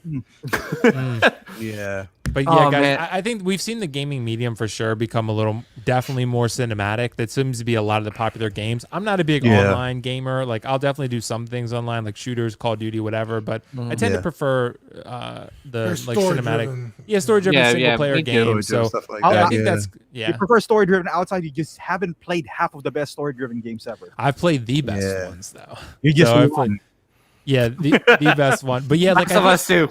Last of Us. Yeah, I exactly. tend to always stick to the campaigns, man. Like I'll just stay Yeah. with the actual story sometimes because I mean playing online is cool. I mean, but sometimes it's just like it can. You know what? Normally I'm just online for conversation, just to hear the conversations and laugh my ass off. But other than that, I like to stick towards the campaigns. Brendan asked a really good question before we move to the next topic. What's everyone's most anticipated new game of 2021? So I'm guessing he's thinking game coming out this year or next year. For me, it's God of War, but that's going to come out next year. So Oh, that's so long, man. yeah, it's God of War 5, I guess technically, but yeah, it's I don't gonna even be- know what games are coming out. Honestly, I don't even know. I don't even know. playing Yeah. Ghost of Tsushima. So Right. Yeah. Just to play Ghost of Tsushima. I feel like everything's so so delayed. Like Right. I don't know. I Yeah. don't even know any. I don't even keep up with the gaming. I don't really. I follow Yeah. I follow certain studios, but that's it. Yeah. Yeah. Like normally, like when E3 drops, and if they put out like something, then I'll know what's coming. But then sometimes I have a tendency to forget. I mean, Yeah. with the delays, especially considering the simple fact that like there hasn't been an influx on consoles, especially with PS 5, people barely can get their hands on one. It's like okay, with that happening, I never know when there's a game that's going to be released. Like the games on PS5 right now are next to none. Like you just have to wait and see what's coming next. Yeah. Yeah, actually, even like some of the like for me, I'm due to build like a new PC gaming system, and I'm trying to get my hands on the 3080, and it's like so hard to a find unicorn, one. man. Yeah, Yeah. did you see like there's a video like I think it might have been Micro Center when they opened it up and there was like thousands of fucking gamers to start like Oh, bum really? rush. They were like trying to get like the 3080s or Dude, something. I mean, honestly, so I just built a PC. Mhm. It's over here. Ooh. Nice. Ooh. Nice. So this was right when we got our Biden bucks, because I was like, yo, fucking Biden free bucks. $2,000, I'm buying a PC. So I was gonna build a PC, which for and PJ will tell you, it used to be so cheap to build a powerful computer. Yeah. You could build one for like $1,500 and it'll be top of the line for like 2 or 3 years. Now, you can't even touch a video card for $1,500. Yeah. It's gotten to the point where people will buy a PC, take out the video card, and hawk the rest. And that's what happened to me. I went to go find a PC because building it was so expensive, and you're not getting a good card for $1,500. Is like a fucking. Dude, I saw like a 1060 the other day for like $800. I was like, what the fuck? That on a dude? laptop. I know, and so I was like, I'll just buy an Alienware. Those are pretty nice, and if I have problems with it, I know how to. My sister's like a fucking evil genius, so she knows how to like do all this shit. What evil genius. Alienware. She's literally the smartest person I know, dude. And dude, they were all sold out, all of them. Anything with like a decent card was sold out because people were just buying them and then fucking taking the cards. And I found this little store here in town. It's called X Gamer PC. And I went in there. I was like, dude, you got video cards that like aren't fucking crazy? He's like, I do. He's like, but you have to pay for my service. So you have to buy a PC that I build. And I was like, well, fuck it. How much is that? And I got a 3060, so I didn't get the 3080, but still pretty good. I probably won't need to replace it for a few years. Yeah. And I think I paid like $200 more than I would have if I had bought an Alienware. So I was like, dude, let's do it. And so I got my PC, and I would have preferred to build it, but it's so expensive now with all these fucking video card problems that. Yeah, I feel like I'm not gonna be able to build my my PC till probably next year, which is fine. I'm I'm blowing all my money on like Hot Toys and statues. So And it just Dude. seems like there's like a lot of competition with these video cards, man. Like everybody wants the best, Yeah. or you know what I mean, one up For the sure. next manufacturer, stuff like that, bro.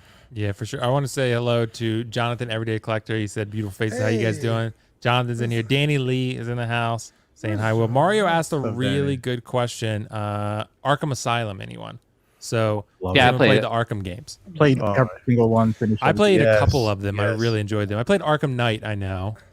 What I liked Um, about the game, man, it was just like, I think I like the dark graphics, but I just like the simple fact that, like, bro, like, they make it so enjoyable, and each individual character is like an event. Like, Yeah. straight up, it's just like it's like a damn event, bro. Like, Arkham was just like, and then the thing is, I think what really got me is my, like, once I got the game, the one that I enjoyed the most is one when I got the Batarang with the collector's edition. Mhm. Like, bro, like that game was incredible, bro.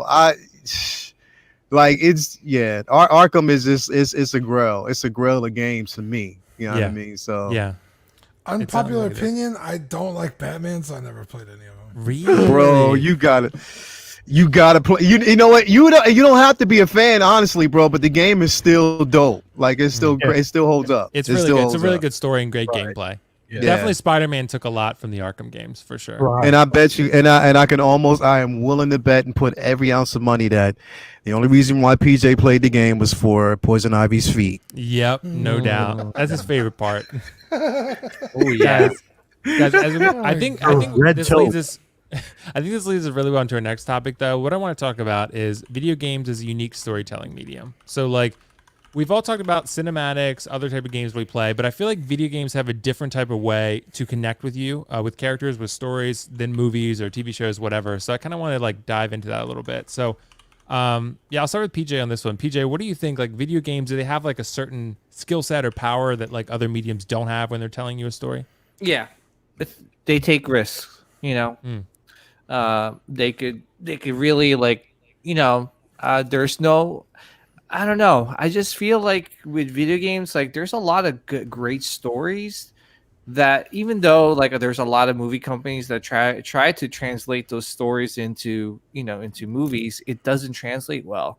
I don't know what it is. You know, like, you got Tomb Raider, you got Resident Evil with a really, really good story. You know, got Last of Us, which I'm really curious to see how that plays out. Uncharted, Knights of the Old Republic. Yep. To me, one of the best video game, like, not video game, like, best story, like, Star Wars story ever told. Yeah, for sure. Yeah. Absolutely. Definitely. Like, and like the twist.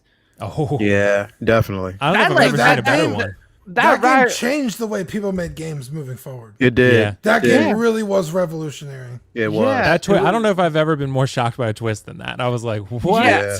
Yeah. Like, I mean, like, the last time a Star Wars fan felt like that was finding out, like, Darth Vader was Luke's father. that was like was the level M. Night Shyamalan Whoa. wishes he could be on. Yeah, Yeah. that twist level. Yeah. You know, and yeah, I just think that's why we play these video games, just because not only just because we're enjoying the game, that's just a plus, like, but the story that, like, video games has evolved, man, like, where, like, the stories are just so unique and so enjoyable. You know, you got Jedi Fallen Order. Now you got video games that's kind of tying into the canon timeline. Yeah, man. Like, I'm really enjoying a lot of the games now. I'm trying to think, like, Silent Hill. I'm trying to think, like, Alien Isolation. I don't know if anybody's played that game. That's such a great game. Stressful, dude. It's Is oh it? my gosh, Stressful. like, it is, like, and you know that. Oh, but I love it. I'm trying to pull up my gaming list here. Grand Theft Auto, like, you know, like Vice City. Like, I felt like at the end of, like, that game, I felt like Tony Montana, man. Like, I was just like, yo, the world is mine, you know. Right. You know, I don't know. Now they have, like, you know, some of these, like, Telltale stories. I'm trying to look at my Dude. Mhm. One of the greatest games I've ever played that kind of came out of nowhere is shit. You Is reminded it me the when you Walking said- Dead one? The Wolf Among Us? It reminded me of a Telltale game. Hold on, let me, I mean, how about, like, you know, What I'm trying to think of what other Arcane, those Arcane games. Yeah, it's just they have Spider-Man, yeah. Spider-Man. Oh man, Both of them, yeah. one of the best video games I played recently. Witcher, you know. Anybody play Life is Strange? Oh yeah, dude. I've heard of it, but I haven't played it, yeah. Dude. Life is Strange is a fucking experience. That's bro. Okay. Ooh, it is. Like spiritual. Just Yep. like, Spiritual holy experience. I'm about to like shit. platinum that, but I'm like waiting for 2. You're the master of platinums, Oh Optical. my god. I platinum everything. Damn. I get a hold of it, I'll platinum it. Mm. Yeah. But yeah, no, I'm you know, for me it's like, you know, Assassin's Creed, you got those games. I just think like you know, video game has just come a long way, and I'm very happy. I'm very happy to like my sons that they're playing games. I'm happy to all the people that are playing games to make, man, I've never thought like in 100 years that you get to see people actually consider like gamers as like esports like athletes or something, you know, and they're making like you know like salary, you know, like you got the Overwatch team, you got the Overwatch League. You know, some of those players are making up to like $500,000 a year. You know, If not more. if not more. Yeah, they're killing it. People winning like $1 million like tournaments. But just let me tell you, as an advice, do not go to a video game tournament. It smells like a sub shop. Oh my gosh, it is the worst smell, man. I'm telling you. Yeah. I went to PAX East in Boston. Oh my gosh, like let me tell you. There was like one hallway where it stunk, and I'm just like, "What the?" Nobody's heard of deodorant there. Yeah, well, they've been up Gamers convention, man. Oh my Like gosh! going to GameStop. Yeah. Do they all, like Optical said, they all lick the Cheetos off each other's fingers? It's like going to fucking Magic the Gathering tournaments. Oh, it is, man. You fucking see his neck beard. Oh my god. Neck beard. Dude, and it sucks because I look like the kind of guy that would be in one of those places. I'm not. Like, please don't confuse me with that. You're not, Dean. We know you're not. You're not. Let me see your hand to see if it's Yeah, orange. see my hand. Sir, the Cheetos. Black Cheetos. Oh, Okay. Cheetos. Oh man. He licked them all beforehand. Yeah. But yeah, So yeah, PJ. Okay, so Leia, what do you think, man? Like, what can video games do nowadays with storytelling? You think, even in the past, like it's a unique medium. What do you think it offers? I mean, of course. I mean, it's extremely unique because, like I said, I mean, nowadays with the games, you know, and the storytelling and the narrative, you know, period. I mean, you have, you know, if you go across different platforms, different channels, I mean, you have like, you know, even certain stars that are talking about these, you know, and directors that are actually talking about the storylines and the narratives in these games. I mean, and it's true, like any type of storyline in a game that keeps you coming back and keeps you interested, and you just want to see what's going to happen next. You know what I mean? Like, and like you said, like Knights of the Old Republic broke the mold for that. I mean, because it was, you were always interested in what was going to actually happen next, what planet you were going to go to, you know, what crystal you were going to gain, who was going to become a part of the team.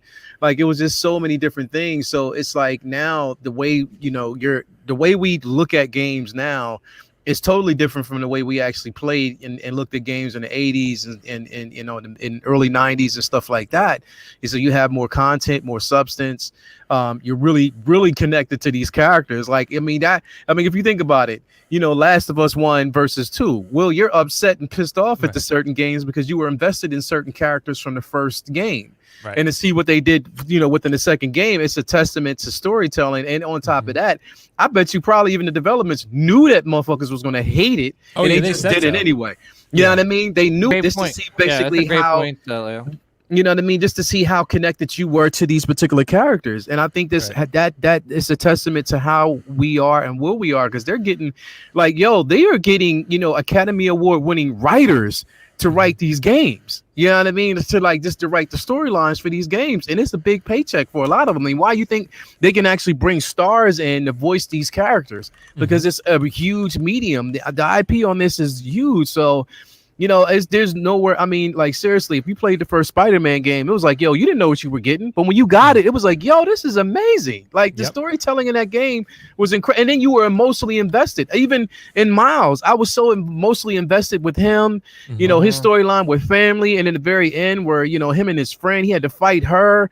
Like you know, it's these games have you so invested. Sometimes you forget that you're playing a damn game because of the story, but. I think it's just like, I mean, I'm hoping that they can continue on, the stories continue to get better and better. And that you're the thing is, it's like if it can keep you vested, that's the thing. If they can keep you vested, bro, then you're all in and still give you a video game experience.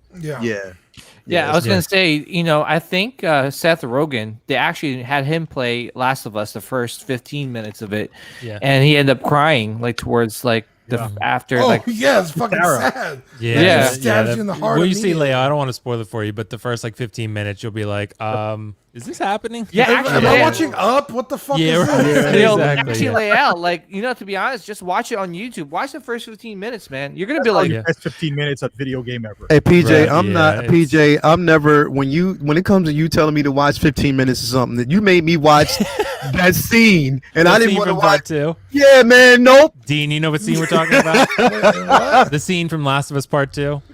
The scene. Oh yeah. Oh yeah, dude. You Fuck. see? She was Yep. bent over. Dude, Yep. I haven't been that uncomfortable watching a scene since fucking The Walking Dead with. I never been so turned Lori? on. with what's the Asian guy's name? Oh, Glenn. Glenn, When they killed Glenn, I was like, Oh, yeah. and I don't like The Walking Dead. Oh, But no, I watched you're that scene talking- and I was like, No, we're not talking about that scene.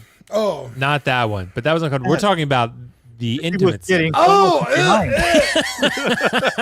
Hey, this is yo, not good. Hey, Have you guys watched people having Hey. sex before? Traps. I didn't Hey, think they Dick. were gonna. hey, Dean, check it out. The whole time that they were showing me, PJ was going. That was his face. Yeah, that sounds like some sick shit he would do. Yeah. That was optical, too. We were watching it after the show. It's just See. it's just not good. It's a super awkward scene. Honestly, Yo, it was so and awkward, it bro. doesn't I was really like, fit in. They kind No. of. They I'm surprised really PlayStation let them do shoehorned it. in there. I was like, it why is just. this here? It was couldn't. warned it in. It was something in there. It I just couldn't do was it. building up the whole time. Yeah, of course it was. I think it- All right. No, but Liao made a really great point about the video game industry bringing in award-winning writers and performers. Yeah. I looked it up right when he said that. I was like, you know what, that makes sense. In 2020, the video game industry is expected to make $180 billion. Yep. And the movie industry is coming in at 100. So it's like, dude, you're fucking swinging, double. Like, hell yeah, you're gonna start seeing some really big improvements. Exactly. Yeah, Because In multiplayer games and single player, yeah. Yeah. dude. I mean, even Call of Duty Warzone has a storyline that they're Yep. Yeah. and that game is just a fucking it's a battle royale. It does not need a story. I think but video even- games are starting to figure out the formula. Yeah. Yeah, Yeah. they are. yeah, and I think And- Oh, sorry, Dean. Oh, it's okay. No, I was just gonna say real quick. Like with the technology now, they're using like people's like mocap. Yep.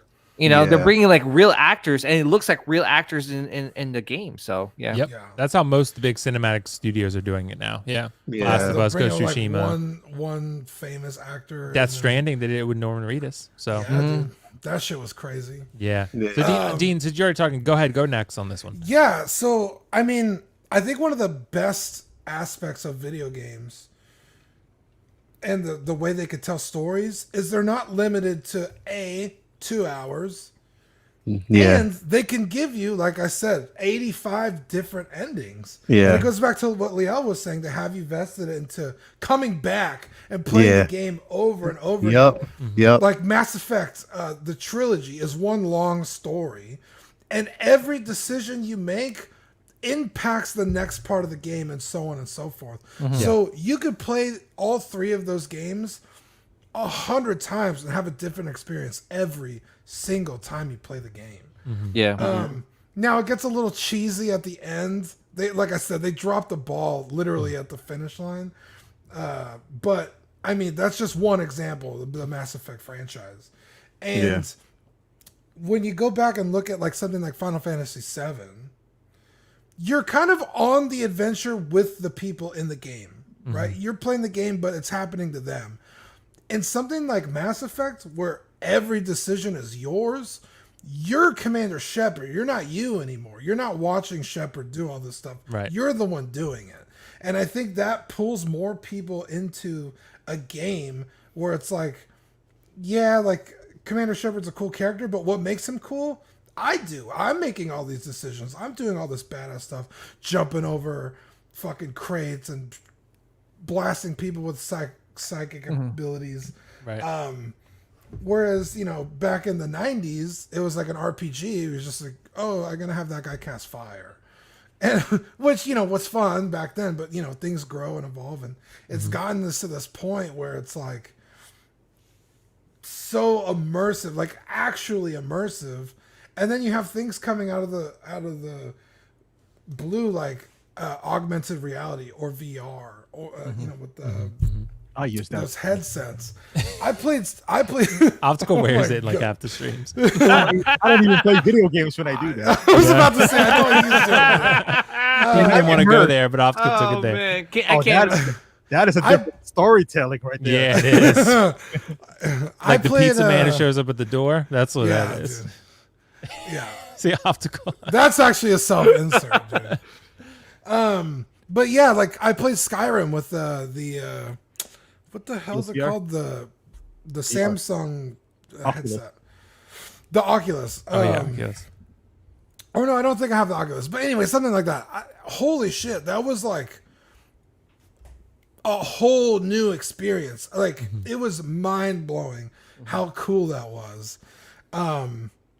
It gave me a headache after like 30, 40 minutes, like splitting headache, like I'd never experienced before. So I had to stop. But I think maybe if you keep doing it, you might get used to it. But yeah, it's just like all these tools that they have at their disposal to give us really heavy and important stories. And like I said, they're not just limited to one timeline. You could go back, 6 save files ago and start making different decisions and have a different experience. I think it's amazing. Yeah. Yeah. So, Optical, what do you think about this? What do you think about video games as storytelling mediums? Oh man, I think it's better than movies, honestly, because you're a part of it. Starting to feel that way. Yep. Great point. Essentially, it evolved. This was not the case back in the 80s and 90s. It's puzzle solving, but I think once PlayStation 1 was introduced, when we actually have the processor to do this, the first storytelling that I personally have seen was Metal Gear Solid 1 on PlayStation. You play that, and there still looks a block of Legos, but man, when you reach Sniper Wolf, you'll be like, oh man, I feel bad for her. I got to kill this wolf, and then you go to Vulcan Raven. So now, go ahead. No, I was going to ask you, which is then the one where you had to like switch your controller to beat him? Oh, that's where Mantis. Psycho Man. Oh, dude, I couldn't freaking figure that out. And that was something you just had to figure out. Yeah, there's no internet. There's no tutorial. There's no hints. They were just like, here you go. Yeah, that's why Either that or you had to actually get on YouTube and try to watch and see how somebody else did it. There was no YouTube back then. Oh, right. True. Nothing back then. Yeah, Sink or actually swim, baby. you call your boy. There's and you're like, another. "Yo, how'd you beat it?" Yeah. Right. What if no There's one? another part of that game where you have to call somebody on like the little intercom that you have. Yeah. But the only way to find the number to call them is on the back of the box, and you just had to know that. Yeah, you just have to know that. Yeah, Like, and you know, It's yeah, and you know what? Exactly. And you know how I found out? Like I would get like my little cell phone doot, doot, doot, doot, doot, after 9 p.m. because that's when it was like free night. yeah, it's free. Yeah. Yep. You're like, yo, man, how the hell do I beat this? Yo, oh, you're at that part, man. All right, you gotta switch. Yeah, that was the only. There was no YouTube. That was the only. Like back then for me to find this out, I have to go to a bookstore. We have like the bookstore back in the Philippines, and you kind of cough, and then you open those magazines. In the back, there's like cheat codes. Oh, There's an old school Game Informer, man. You just interesting. You can't take a picture, so you gotta have a pen. You write it down, you close it back, and then you go head back home. It's like, all right, this is how I can do it. But yeah, going back to like the storytelling medium, I don't think a good movie can beat a good video game. Like my most favorite movie, for example, is The Dark Knight. If you make me choose between The Dark Knight and The Last of Us, that I'm gonna forget one, I'll choose to forget like The Dark Knight. Like I have not to watch it ever again because I would never forget that feeling. Because when I play, like I told you guys, if I make my mind, I'm gonna put it on hard just to get the platinum.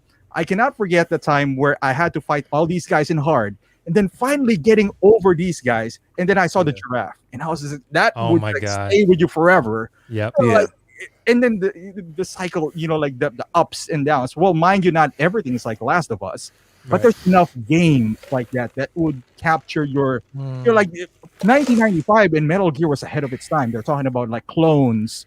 And you know, like the government was really not a government. Somebody's like controlling it. In 95, I was like, I don't know, 12 or maybe 11, and I was just like, God damn, this shit is deep, you know. And then you get introduced to different weapons, and that's an experience that, hey man, like the fear of dying because you're gonna go back to the first stage, or you haven't saved yet. You know, those things that you would always like stick to you, even as an adult. You know, like The Last of Us 2, that's gonna stick with you, and it's bad or good.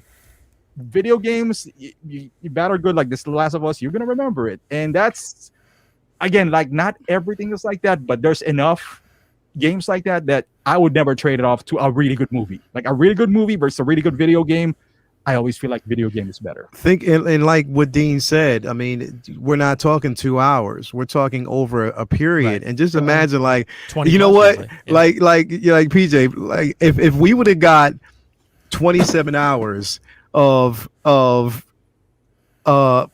Force Awakens, The Last Jedi into Rise of Skywalker, we would have probably seen that film totally different if it was a game. Yeah, I would have killed. They would have basicly had time to do it as a game. If I had to sit through The Last Jedi for 30 hours, I'd kill myself. No. But I'm talking about if it was strictly a game done by developers who knew how to write a decent story. Yeah.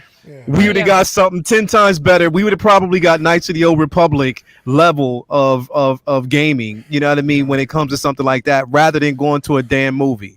You know what I mean? So, I mean, I'm just thinking that, like, how much more quality we can get out of telling a solid story. Dude, 100%. So, Will, you played the original Final Fantasy VII? No. I watched my brother play it, but I played the remake. See, I haven't played the original. Final Fantasy VII Remake is under 30 hours. Yeah. Right. Yep. In the original game, it's that part of the game is like one day. It's not even. It's like 5 hours, isn't it? Dude, I think 4. Right. My brother told me that. Yeah, because he played the game a ton, the original. Yeah. So like they're able to take these characters and build on them and give them their own like section of these games. Yep. Yeah. And it's like, dude, I liked Big Wedge and Jesse back in the day. They're cool characters. But now they're so much more fleshed out. When things happen to them, you care so much more. Like, holy shit. Like, this sucked in 1997. This really fucking sucks now. Yeah. And it's just, dude, like Jesse, I don't want to ruin it for anybody, but yeah. That hit me hard, Dean, that scene. Like, when that happened, I was like, damn, man. But I feel that. Then, I mean, this is not a topic of discussion right now. But then the shit they pulled at the end of that game is like, you motherfucker. I know what you mean. I know what you're talking about. But anyways, sorry, go ahead, PJ. No, I was going to say, like, you know, you guys bring up really great points, man. Like, it's just like, it's just because, like, you know, like what Optical said, like, you're immersed in this. Like, it's like with a movie, you're seeing it, like, okay, it's quick, it's 2 hours. But like with a video game, you're invested in for like more than 2 hours. You're like it's like you're part of the story. You know, you feel it because you're controlling that character. Yeah. You know, in a movie, you're not controlling that character. You're just watching that character and like understanding it and you know. But man, like some of the things that you feel, man, Knights of the Old Republic, man. Yep. I remember, like I had my controller and I just dropped it. I was just like, and I just stood there for like.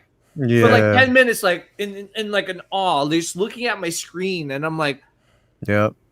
I played it on Steam. I was the same way. I texted my friend. God. I was like, "What?" I was like, "Yeah." Like, oh my gosh, like, And I remember, like, like you back then you bought strategy guides. Like I remember I was at work, like looking. I couldn't wait for it to not be busy, so I could like open up the strategy guide and look at it. Can't wait to get home and check out the planet and start building my character. Oh, I can't wait, man. Knights of the Old Republic. That's my game, man. I love that game. That's to me my. It's up there with Last of Us. To me, I'm probably going to be biased because I'm a Star Wars fan. That's my number one game of all time. That's fair. Man. That's a great. It game. is. It's absolutely fair. It's literally my number one game of all time. Yeah, of all time. Of all time. Culture was like number 2 for me. It's up there. Hey, since we're here, top 5. Oh yeah. Oh, and it has to be ranked. Let's rank it up now. All right, let's rank it up. Who wants to go first? I'll go first. All right. Final Fantasy Top 5 of all time. Top 5 of all time. Okay. Final Fantasy 7 At 5? at number 1. Oh, at number 1. Okay. Oh, okay. are we going? You go either way. Either way. I'll I go- thought you were no, putting it at 5. I was like, what? No, I'll do 1 to 5. Okay. Final Fantasy 7, KOTOR, Legend of Dragoon. I don't know if anybody else played that on the original PlayStation. Fucking phenomenal. I'm gonna have to go with that one I named earlier. I just forgot the name of it. Life is Strange. Life is Strange. Yep. Okay. That game, dude. Honestly, that's a whole thing. And then probably I'm gonna have to go with a Zelda game just because Danny they're wants you to so say it. good. Yeah. Not Among Us. Probably A Link to the Past. Okay. Or Ocarina of Time. Like it's both of those are so good. Right. I could go Ocarina of Time. Those are my top 5. Okay. All right. Who wants next? I guess I'll go. All right. Yeah, number 1 is probably going to be Knights of the Old Republic. I mean, to me, that will always be like, oh man, that is just like such a crazy game. Number 2, Last of Us. You know, obviously that was game changer. That just like I've never felt feelings like that for a game ever. Number 3 is Mass Effect. You're talking to the right man then, because Mass Effect 2. I'm sorry, I'm gonna be super specific. Mass Effect 2. Yeah. Like man, like definitely. especially this ship scene where you're like, oh, okay, time to. My gosh, like I was like, Dude, the opening to Mass Effect 2, best opening to any video game ever. Yo, fuck Ocarina of Time. Mass Effect 2. I'm surrounded by Mass Effect on my desk, and I didn't even think of that. All right. Put Mass Effect at 5 then. Wait, I was in number 4. Am I number 4? Sorry. I mean for Dean. Oh, sorry. So for you, PJ. Yeah, I was number 4, right? Number I think you're number 4. Grand Theft Auto Vice City, man. Ooh, okay. Man, you really love that game. Oh my gosh. He ran over Every a lot of segment, hookers, he's Dean. brought that Okay? game up. Yeah. Dude, because you know what? It was the 80s. I love the 80s, man. It was Like, the you know, vibe. the vibe, the songs in that. That's his peak. That's why he loves 80s. The neon lights. Yeah. Yeah. I heard that they're bringing him back, by the way. Oh, the character? Was it CJ for Vice City? The Vice City. They're bringing the Vice City back. Oh my gosh. I'm trying to think. Andreas. Can't remember. I'm trying to think of number 5. I think I would have to go with probably. I love Zelda, like the Zelda game. I remember playing the Breath of Wild. Is it not the Breath of the Wild? Wild. Yeah. No, not Breath of Wild. The one with it's Wind like Waker? Wind Waker. Oh yeah. Wind Waker's cool, man. I A lot love. of people shit on Wind Waker because it's kind of cartoony, but it's actually No pretty good. man. Small fry. Like I remember, like what the freak. Yeah, That's what that I'm one. thinking right now. I can't think. I'm probably gonna put that up there. I mean, obviously, there's games like like. There's a lot. There's a lot. I mean, there's a lot. Yeah, there's so hard to pick five. In terms of story and stuff like that, Uncharted also as well. No, just do your 5, man. Yeah. No, I know. That's All right, you're topping out. You're topping out. What's your 5? My number 1, Last of Us. No one can beat that. You know, like the first 10 minutes, no one can beat that. Second would be Metal Gear 1. Metal Gear 1. Okay. If they remake that, they won. They won. Platinum, baby. Yeah. I would. Yeah. Third, God of War 2. God of War 2 on PS2. Okay. God of War. Yeah. Is that where you fought Ares or something? Yeah. No. Yeah. Or you No, fought that was the first one. That was the first one. The second one you fought your dad. Your dad. Zeus, Yeah. yeah. Zeus. Yeah. What am I? 3. Fourth is probably Resident Evil 1. Dude, they were using actual actors back then. You know, you open the door, the government's running. I mean, yeah, like the not intro. the best game in the world, yeah, but those are you gotta mix the potions to kill this big plant and all that stuff. I guess it's more like a childhood thing, you know. But you walk like a tank. It's a clunky controls compared to now, but you know, it was good for its time. And the last one will be Heavy Rain. That's why, dude. Heavy Rain and Beyond Two Souls Beyond Two have Souls. two Come of on, the Will. best twists Come on, Will. in any game. Okay, I'll play it. I can play it. Dude, I'm talking can I play it on KOTOR level PlayStation? twist. You can put that Beyond Two Souls and Heavy Rain with LA Noir or something like with those categories. Oh my god, you know. Dude. Okay. Like I said, KOTOR level twist where you're just like, wait, what the fuck just happened? Yep. Right. What's 7? All right, Leo, man, give us your 5. Okay, so of course, number 1 is KOTOR for me. I mean, I just love the game. Number 2 is Mass Effect. Number 3, which we didn't really talk about, nobody really talked about it, but I'll talk about it, was Lord of the Rings: Two Towers. Like that game, those games are amazing, bro. Banger. They got to remake those, to be honest. I would love that. That was phenomenal to me. It was phenomenal. Remember the Helm's Deep battle? The Helm's Deep battle to me was just incredible, bro. Like just being able and this doing it in the rain. It was just incredible. It was ahead of its time, yeah. Yeah, it was highly ahead of its time. So that's my number 3. My number 4, I want to actually it's a toss up. I know. Actually, I know. I'm gonna say number 4 to me was actually Battlefront 2 because I like the storyline. I really love the storyline. Iden Versio, right?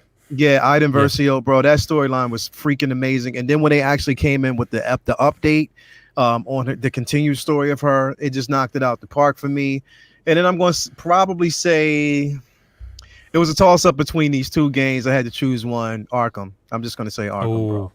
I'm just going to say because it was a toss up with Spider-Man for me, but Arkham, bro. Like Arkham is just it's timeless to me. Like you can go back and play that game and still get the same fulfillment. So All right, well, I got one comment, of course, Brendan. I don't know if he's trolling. He said Last of Us 2 greater than Last of Us 1. No, I don't know. He's been talking about that game all yeah, we know him. He loves Last of Us 2. He loves to mess with us too. But okay, so you guys know I'll start from 1 and go backwards like Dean did. So 1, obviously, Last of Us. I mean, no doubt. I mean, that's definitely number 1 for me. I played that game like 20 plus times. So I haven't platinumed it yet, but like Optical has. But I have played it on Grounded, which was very difficult and very stressful.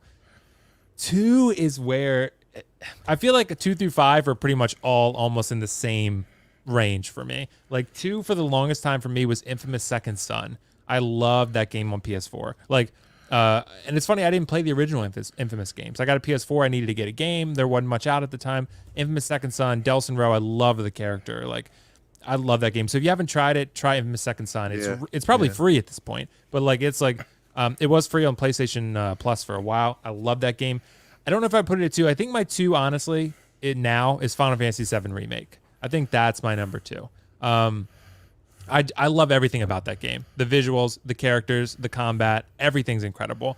And I know, Dean, you and I might differ a little bit because I didn't play the original, right? So like my brother played it, so I watched him play it. So I didn't really come in with any expectations of like what I was going to get or not get. So like I got pretty much the only story that I know, and I thought it was absolutely cinematic and incredible. Like, I mean, it was amazing. So near a masterpiece. Yeah, I mean, there's some things that can get a little cringy, no doubt. But I love it. So yeah, so for me, yeah, exactly, Optical. So for me, probably number 3.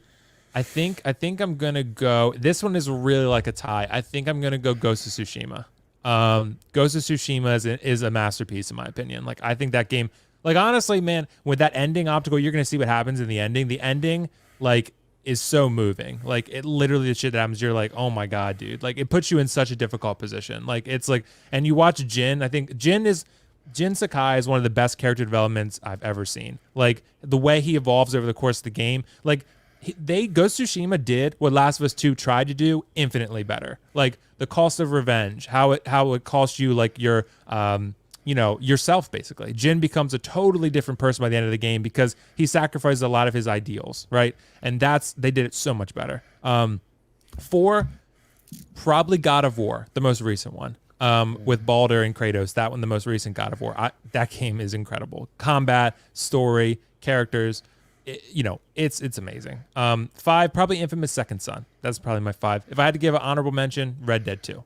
But you can tell cinematic games. Last of Us is clear number 1 for me, but those 2 through 5s, like, yeah. Dean, this guy said storytelling game, hasn't played Indigo Prophecy, Heavy Rain, Nope. Beyond Two Souls. Dude, what about Life is Strange? Deus Ex? Anybody? Deus No. Ex. I gotta try these. You guys are putting me on to some stuff. That's another game. Now, Deus Ex is old, so it's gonna look very dated. But holy shit! I mean, the original Deus Ex, because now there's Deus Ex Ex Machina and then Deus Ex Human Revolution. Right. Yeah. And KOTOR's in my honorable mentions too. KOTOR. But the first Deus Ex, dude, is like, holy shit! That game was. Dude, those games are just gonna blow your mind. It was like, what the just happened? I gotta try them then. That's for sure. So here's one thing I want to talk about, because we normally talk about collectibles, gaming collectibles versus like live action, meaning movie or TV show collectibles. Do you guys find yourself? I mean, and I know we mostly do movies and that kind of stuff because they're just more prevalent. But do you feel like, for me at least, I feel like we talked about storytelling medium of gaming, right? I feel like I connect with gaming characters on a much deeper level. So like when I get those collectibles of those characters, like Jin from Prime 1, I'm hoping, like Last of Us, Joel and Ellie, those figures from CC Toys, like I kind of prize those more because I have such a connection to those characters. So I don't know if you guys feel the same thing. Optical, I'll start with you on this one. That's what I used to collect before Hot Toys. Like I would buy the collector's edition, and then roll with it. Obviously, when you move, the thing with me is that when you get gaming collectibles, they don't feel as, how do you call this? Like, I feel like you're not getting your money's worth compared to a movie version, because you can compare it to an actual person. Right. Yeah. Compared to, let's say, Metal, because I do have the Metal Gear from Hot Toys. Now I'm comparing it to, a video game. And I feel like they should be a little bit lower. Right. If that makes sense. They're not paying for license or whatever, like a likeness. That's just how I feel from a practical level. Now, like you said, I valued it more. I got the Mondo God of War, and that thing that looks beautiful. Yeah, they're far few in between. Like at least on the 1/6 scale, maybe they have the statue, but then again, even that Prime 1 studio Resident Evil, which I do love Resident Evil. Like I kind of like, okay, why would I spend like $1,500? Because he does look good, right? But I feel like I'm comparing him to a CGI now compared to, for example, Joker. I get what you mean. Yeah. Also 1,500. So that's the only thing that is kind of, I'm like, because if they're cheaper, then I feel like they should be cheaper because of the things that I mentioned. That's the only thing that's preventing me from putting so much money. But I agree with you. I connect with them more, so I should like them more. But the fact that they have the same price, that's kind of pushing me away. I get what you mean. Yeah, because Prime 1's making a lot of good video game statues, and then there's like Mondo's making good stuff. That Ghost of Tsushima you just showed me. It was like, man, that's 11. Dude, it looks. And our PJ was saying too, that thing is a work of art. That's one of the best bases and diorama statues I've seen from Prime 1. Like the fox and everything. Like it's, I can't wait to get that piece. Yeah. So man, that Predator. Oh, dude, that Predator is incredible. I totally agree. The fish. PJ loves the fish in the water. That's his favorite thing. Yeah. So okay. So what do you guys think? We'll go to PJ next on this one. Gaming collectibles versus live action. Do you have a preference? Any experience? I don't know. Like, so for me, I feel, because I'm mostly like a Star Wars collector. Right. Unfortunately, I feel like a lot of like companies kind of leave out the Star Wars collectibles. They don't really invest in some of the Star Wars video game collectibles. I think Hot Toys might be one of the only few that actually did something out of the video games, like in terms of figures. Such a missed opportunity on Fallen Order, though. Yeah, Fallen Order. I've and Iden Versio characters like the Night Sister, not the Night Sister. Well, Second Sister, actually, Night Sister. I would love a statue. I mean, what's her name? Cool. That and Cal, of course. I mean, Cal. Yeah. The Night Sister she was pretty dope. And the Second Sister. Come Second on. Sister would have been incredible. Yeah. Like, why are we not getting a collectible? Why aren't we getting Hot Toys of that? Why aren't we getting a statue of that? I know there's a custom out there, but right. I mean, I would love a licensed piece of that and a better portrait.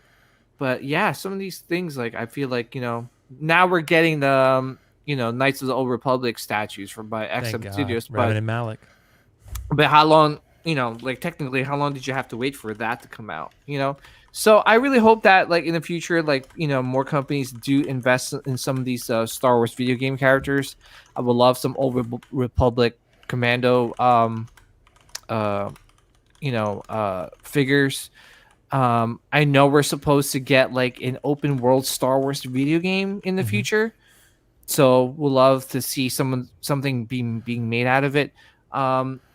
First four figures, I think Dean, your sister collects a lot of those statues, right?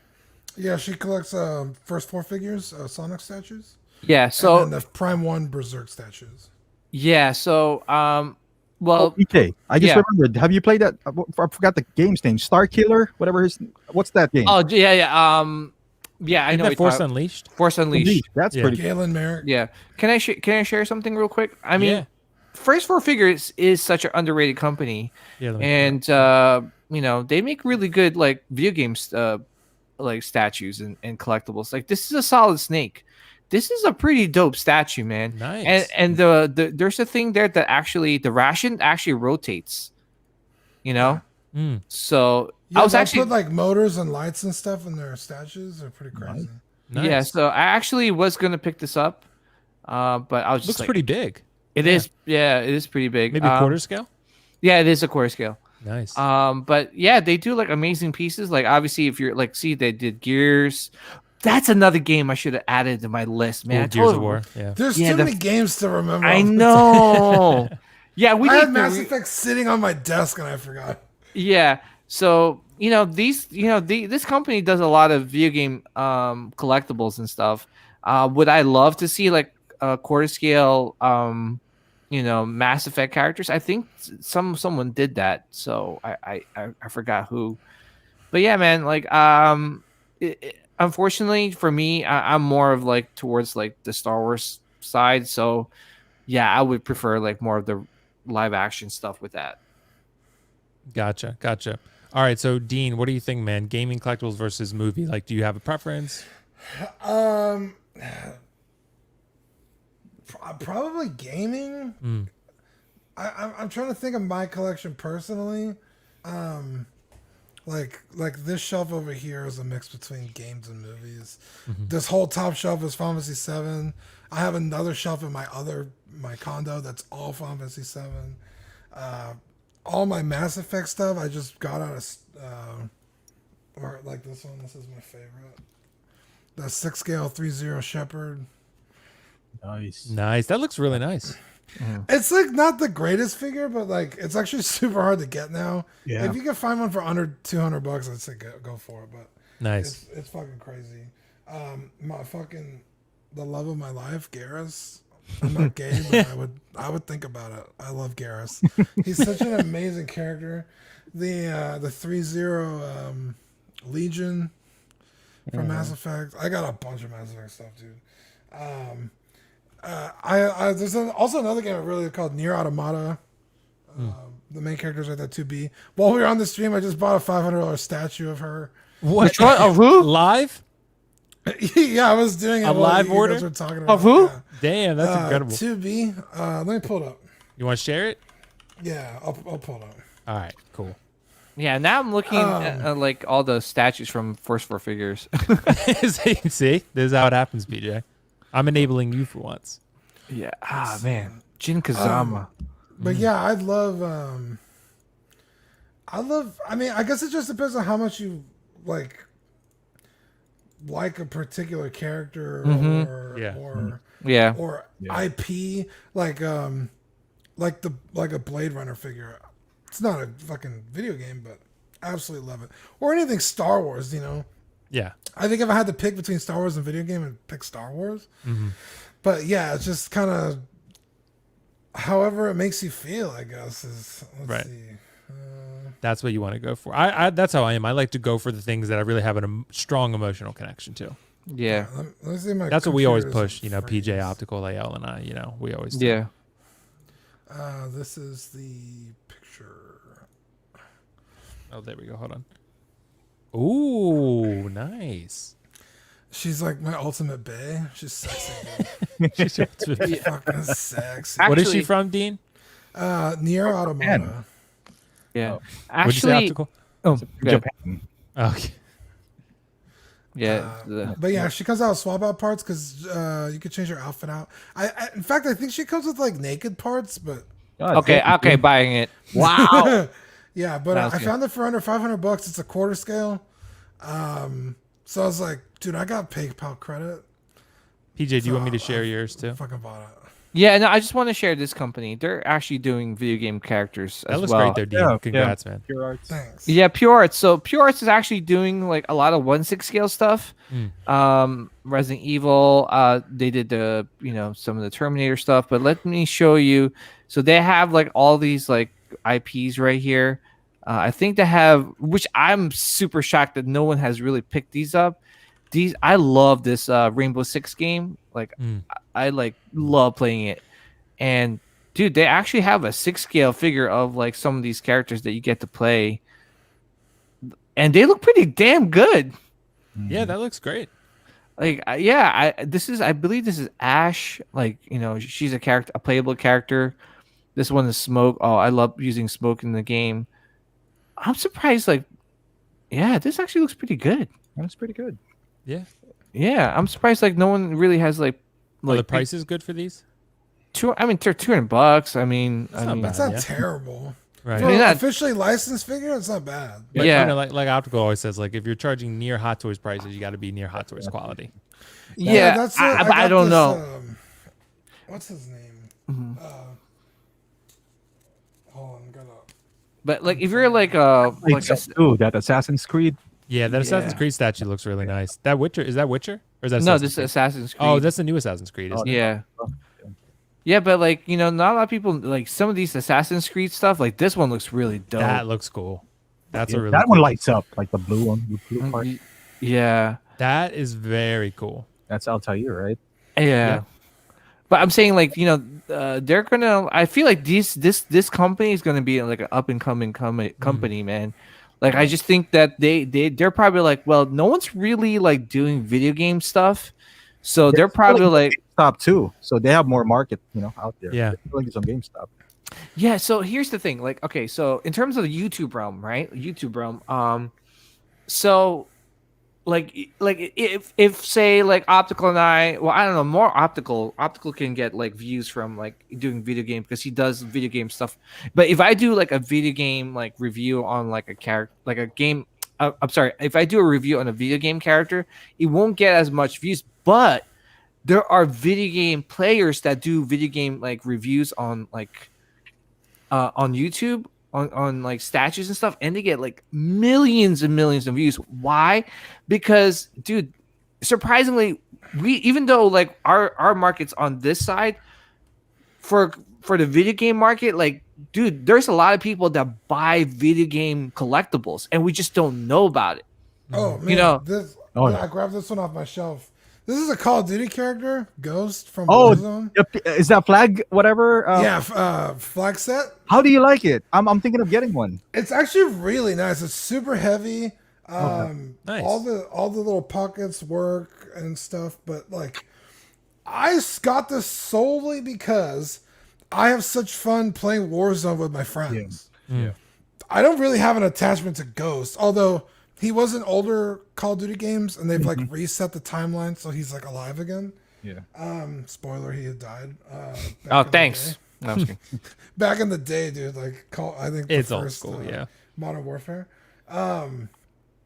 But like because I enjoyed playing the game with my friends, I bought this. I didn't think it was like Optical. How much is this? 180. 180ish, yeah. So Yeah, not not too bad. bad, Yeah. but like pretty decent quality in terms of. Dude, I'm kind of like in a military fix right now because I did buy that Private Jackson from Saving Private Ryan. From Yeah, I saw Oh, that. did you? Okay. Is that officially licensed? No, it's not. No, yeah. It looks so good though. Heck out of it, man. I heard it's good. It is so good because you get the bell tower as well, Mhm. which would work with any other figures, right? Because I'm a sucker for diorama, so I just started taking pictures of it. Man, it looks so good.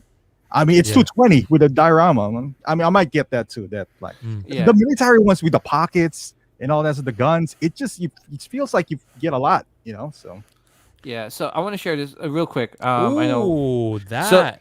This is an Arthas statue, and I'm sure you guys who play World of Warcraft know who this guy is. Damn, man, I might have to get that. To Dude, be the honest, sideshow one, my buddy just sold his maybe like, I don't know, a couple of years dude, that ago. thing was crazy high in value. Crazy. Yeah, ridiculous. Like $5,000 or something. Yep. Yeah. Like, Sold yeah. it for like 3, I think, back then. 2 Yeah, years. it's ridiculous. Yeah, dude, but damn, Damn, that is incredible. PJ, why do you have to show me this, man? That is incredible. Yeah, well, I'm thinking you could get this now. Free shipping, thinking- it looks like. Yeah, I want to get this. Is it a pre-order or is it already out? I think it might be out. I'm not sure. It doesn't say pre-order. Oh, it says special event item. no no later than November. Yeah. Yeah. Okay. Ooh, look at this. Fan cash. No, Ooh, no. dude, that looks incredible though. Arthas is awesome. So I love Arthas, yeah. Anyway. Okay, so Leo, I gotta hit you on this one, man. Like gaming versus like sort of live action collectibles. Do you have any difference between them preference? I don't know. For me, it just I have to gravitate to it. I mean, the only collectibles that I've actually gotten from a game so far, of course, because like I said, I mean, just my love for Spider-Man. So, Right. you know, That's a good anything one, from good the one, actual Spider-Man games, anything basically from, from Miles Morales. I did pick up a few pieces, I have, a few pieces on order from Arkham. I mean, of course. Mhm. But I mean, like I said, I have to have just that natural, and like I said, they're video games, but comics first. You know what I mean? So they're just basically the comic book renditions.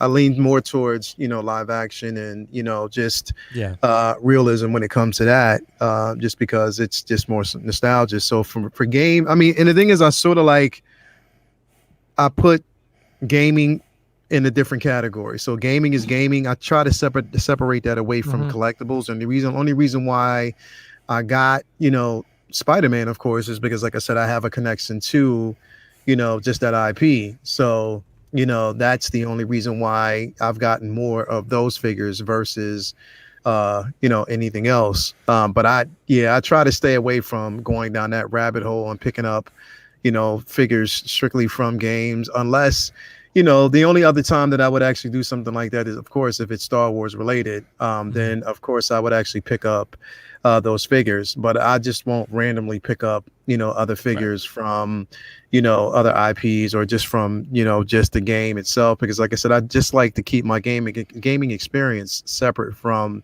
my collecting experiences. You know what I mean? Plus, like I said, once I go down that, I mean, look, I'm already DC, Marvel, and Star Wars when it comes to collectibles and stuff like that, statues, whatever. To add gaming onto that, it just gets too much more. It gets a bit more expensive for me. So I just stick strictly with, just the figure, just with the, movie action and, stuff like that. If I get, like I said, if they give us, comic accurate, or what do you want to call it? Like the comic concept art figures. And of course I'll get those, but yeah, I try to keep the gaming separate from it. You know what I mean? Because like I said, I dive strictly into gaming for what gaming gives me, but I don't feel as though I need to get the collectibles to give me a satisfaction when it comes to that. So that's just me though. Yeah, totally understandable. So guys, as we wrap this up, I kind of want to talk about one more thing here. Actually, it's this one.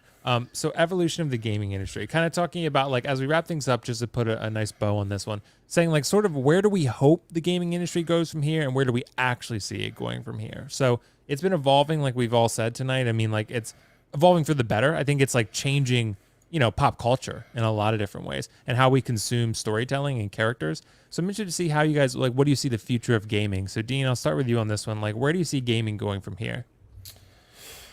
Oh, man. That's kind of a difficult question, only because I feel like, unfortunately, things are going a lot more mobile, which isn't, like, I guess bad, but it's like mobile games aren't story-driven games, right? They're quick, easy, fun, easily consumed games.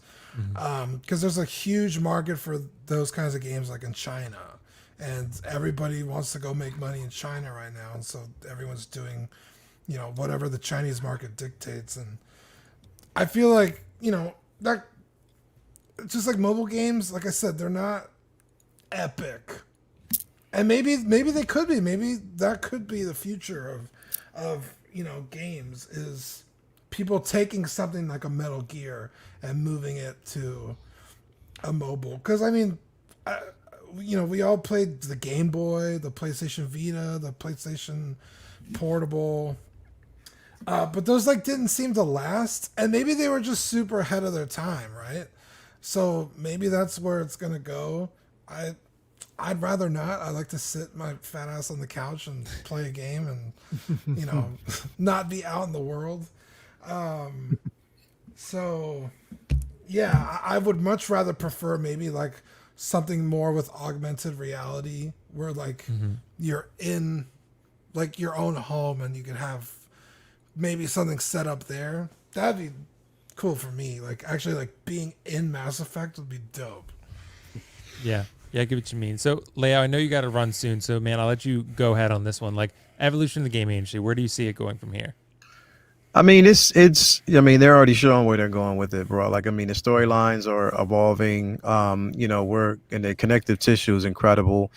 And I even think that in most cases, and I think, you know, I'll use Star Wars as a reference, you know, where they've actually relied solely on certain game aspects to even tell us to connect the story to the cinematic universe. I mean, when we got, you know, pretty much if anybody I think that's pretty much why I love, you know, Battlefront 2 so much, is because that storyline was a connective tissue between The Force Awakens, in a sense, somewhat between The Force Awakens, even The Last Jedi, because like I said, there were some key points in there that kind of told or let us know, you know, what the Empire was up, you know, up to for a while. But I think that, like I said, it might be a vehicle for, you know, a lot of people to really jump in and, you know, tell stories, and you might even see them in a sense connecting to, you know, certain films. You know, you might even actually see like, you know, a fully fleshed out cinematic event where like you get like these major actors coming in, and you might even see like a video game written and directed by Martin Scorsese, bro, just because, you know what I mean? Because that's basically where it is. And they know that the realism when it comes to these characters speaks to just development and how far we're going, you know, with gaming. You know, I mean, gaming is like, I mean, it's a multi-billion-dollar company, like right now, like a billion-dollar, like, you know, source for like just content. And, you know, a lot of people are really going after it right now and diving into it.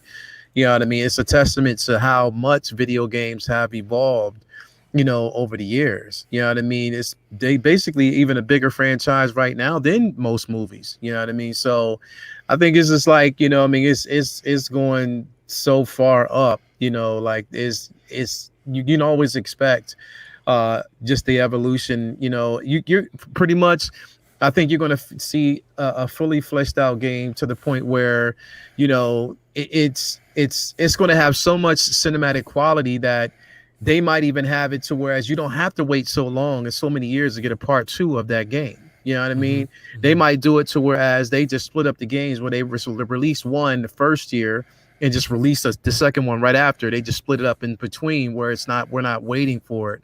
And they just do it purposely that way because they just want you to enjoy just the storyline so much that way. So, I mean, yeah, man, I think they're going to push it as far as, you know, farther than what we could even possibly imagine. I mean, we think they're getting started right now. You know what I mean? And the gameplay right now is incredible. And the storyline right now is incredible. And these twists that we actually see, who knows, you know, where it's going. But I will say that if the pushback, you know, that we're getting so far with like a lot of people who like, you know, like you said, The Last of Us, I use that as an example, you know, where people love the first game. A lot of people hated the second, you know, game, and it was so divisive. I don't know. I mean, you can do that and get away with it, but so much where it be purposely. If you get people who hate it so much, that might hurt your brand. So just kind of maybe think of developing more stories that would be that would connect well enough to fans to the point where, you know, they'll want more, you know, they'll appreciate you for it. You know what I mean? And they'll love it. Because anytime I hear people talk about Last of Us 2, they'll talk about the cinematic quality, but they're like, you know, playing the game, they just hate it. You know what I mean? So I don't know. It, you know, but I do. And it's good. It's just the story that's controversial. The story being so it's just like, you know, we'll see where it goes. But I think it can go nowhere but up, so far, man. And I'm hoping that once we get that remake of KOTOR, bro, that hands down would be the best game in the universe for me, bro. So I can't wait. Definitely can't wait. That's awesome, man. All right, Leo, do you got to head out now? Or Yeah, I'm gonna go pick her up, man, because she's at her aunt's house getting drunk. So okay, I gotta be. Bro. Like it was her mom's. Actually, today was her mom's birthday. So nice. Yeah, so they were I was over there earlier, but I came back for the podcast. But I told her, look, I'll come back and pick you up later on. So she has her car over there. She's gonna leave it there. I'm just gonna pick her up and bring her home. So cool. Okay. Well, dude, thanks for joining us, man. Best of luck. Yeah, I'll see you guys tomorrow. We'll be ready for tomorrow, man. Definitely. Tomorrow's going to be a crazy discussion. We're going to stray away from certain things, but it's going to be crazy. I can't wait. Dean, man, nice seeing you again, bro. I can't wait to watch the show the next time, man. I'm going to be dipping in and out on your show, so you already know how it is. And give us those views over. You already know, man. See y'all later. Optical, man, put the meat down, bro. And PJ, no feet rubs. No feet rubs. No for PJ. No feet. All right, bro. Peace out. All right, later, Leo. See you tomorrow. See you. See you, man. All right. So, Optical, what do you think, man? Evolution of the gaming industry. I'm not too confident about it, at least for my own personal taste, because I feel like we're in the open world kind of thing, which is not bad, Yeah. But we got to remember, The Last of Us was 2013, right? So, and the previous three that I would say that. Because I guess I'm an adult now, so I kind of want that story-driven kind of thing. I only got 3 out of PS4, which is Detroit, The Last of Us 2, and maybe Ghost of Tsushima. But Ghost of Tsushima, I kind of put that. Yeah, I guess it's more story-driven than Red Dead Redemption 2, but it's not linear. Kind of like what people say. It's open world. Yeah. Yeah, I kind of wanted point me. I'll go to point A, point B. And that's it. I'm older now, so. I only got like 2 of those really out of PS4. So I guess this entire world of survival, kind of like Warzone, and I don't mind. Like it's just I'm more drawn into those. Those are the things that I remember the most. But now it looks like the Minecraft and Fortnite is not slowing. I don't know, man. I don't play those things. Are they even slowing down anytime soon, or maybe not? Yeah. I guess the graphics start just getting better. The fact that Minecraft is even around right now is mind blowing. Because that game started PS3, right? A decade ago. Yeah. And it resurfaced this huge resurgence of players, almost seemingly out of nowhere. Yeah. It looking blocky is like its whole thing. That's its whole thing. I mean, and there's like a dozen Minecraft knockoffs, which is wild. Which is exactly what happened with Fortnite. Everybody and their mother started making a battle royale, but right, the battle royale thing now. The microtransactions. I don't think it's gonna stop anytime soon. Nope. But yeah, I mean, it's okay. Like that's how it is. We get older. Our taste in music, kind of varies as well too. I'm still gonna buy those. I still have the sports games to fall back to. The Madden and the 2Ks are always there. It's always the Call of Duties. But to Rob's point here, too many remakes. I actually wanted them to remake some of the games that I played back then. Like the Metal Gear 1. Give me a new treatment. Final Fantasy 8. I don't know, 9, 10 with Yuna and whatever his name is. Right. Was it Titus? Yeah, something like that. Like remake those instead of making the Day of Daylight or something like that. Just something. But Don't remake The Last of Us though. They're going to, but there's no point. I mean, Yeah, I mean the graphics is not that. It came bad. out in 2013. I mean, the graphics are pretty good. Like, what are you gonna make? Just make them a little bit shiny. But here comes, Metal Gear 1, who's like blocky as hell. Or could use all the graphical advancements now, or Final Fantasy 8. But I'm always gonna be a gamer. Whether it's sports, fighting games, racing games. I'm never gonna hate games. Even if I don't play it now, I'll play it later. Kind of like Ghost of Tsushima, but. It's just going to get better, man. Right, I think so too. But so PJ, what do you think, man? Where's the gaming industry going? I think it's just going to go up from here. I just think that video games is just too popular. Not only amongst the older generation, the younger, and the upcoming generation. I just think that with games, I'm curious to see what PlayStation 7 is going to look like, or 8. How far can they push the boundaries? What's next? You're gonna get actors that's gonna look like actors in in the game, like they look like a movie. Like I don't know. Like I know they were trying to push virtual reality forward, which I think they need to work on that a lot more. Obviously, like when you put on those goggles, like you feel like you're immersed, right? Like, but you still feel like you're not really immersed. I'm nauseated too. Yeah, you Right. feel nauseous. I think that's gonna get perfected to the point where you really feel like you're in the game. You know what I'm saying? Like, it's just gonna be like I think Dean said it, like augmented reality, where you're just like you're actually feel like you're holding the gun and you're like running through and shooting people down. Like Ready Player One. Yeah, Ready Player exactly. One. Yep. That I movie think was fun. Yeah. Yeah, I think that's gonna be like way down in the future. Maybe I'll be like 60 or 70, like putting those VR goggles on and trying to like shoot like 10, 12-year-olds in the game. But yeah, I just think that like it's like everyone knows that that's where the money is. That's where you capture all walks of life. Whether it be a doctor that played video games when he was younger. Mhm. You know what I'm saying? Like you got like I don't know, dentists and you got younger kids now playing video games. It's unfortunate that like we live in a generation also that like kind of shelters our kids, so like we kind of use the video games to keep them inside the house as opposed to making them go outside and getting some exercise. But at the same time, it's just that like I don't know, I just feel like that's where the world's going to, instant gratification, and that's where the money is. So I think they're going to try improve not only with the technology, but they'll improve like with the storylines in the games in the future. So Yeah, I'm honestly really optimistic because I feel like the story-driven games that a lot of us like, most of us on this panel, I mean, I think those are starting to really get people's attention. They're being made into films. They're making a lot of money. I mean, like on these games, like on collector's items. And like, we always know with storytelling, like the money is in the collectibles. I mean, like the toys, the merchandising. That's where a lot of the money is. So like these games are starting to tap into that. I mean, like Last of Us selling like a $2,000 guitar that people are buying. I mean, like crazy. So I mean, things like that, like they're making money on these things. So like I think these story-driven games are really going to become. I mean, you still have your online games like Fortnite, Call of Duty, whatever. Those are always great. Those are still going to be a thing.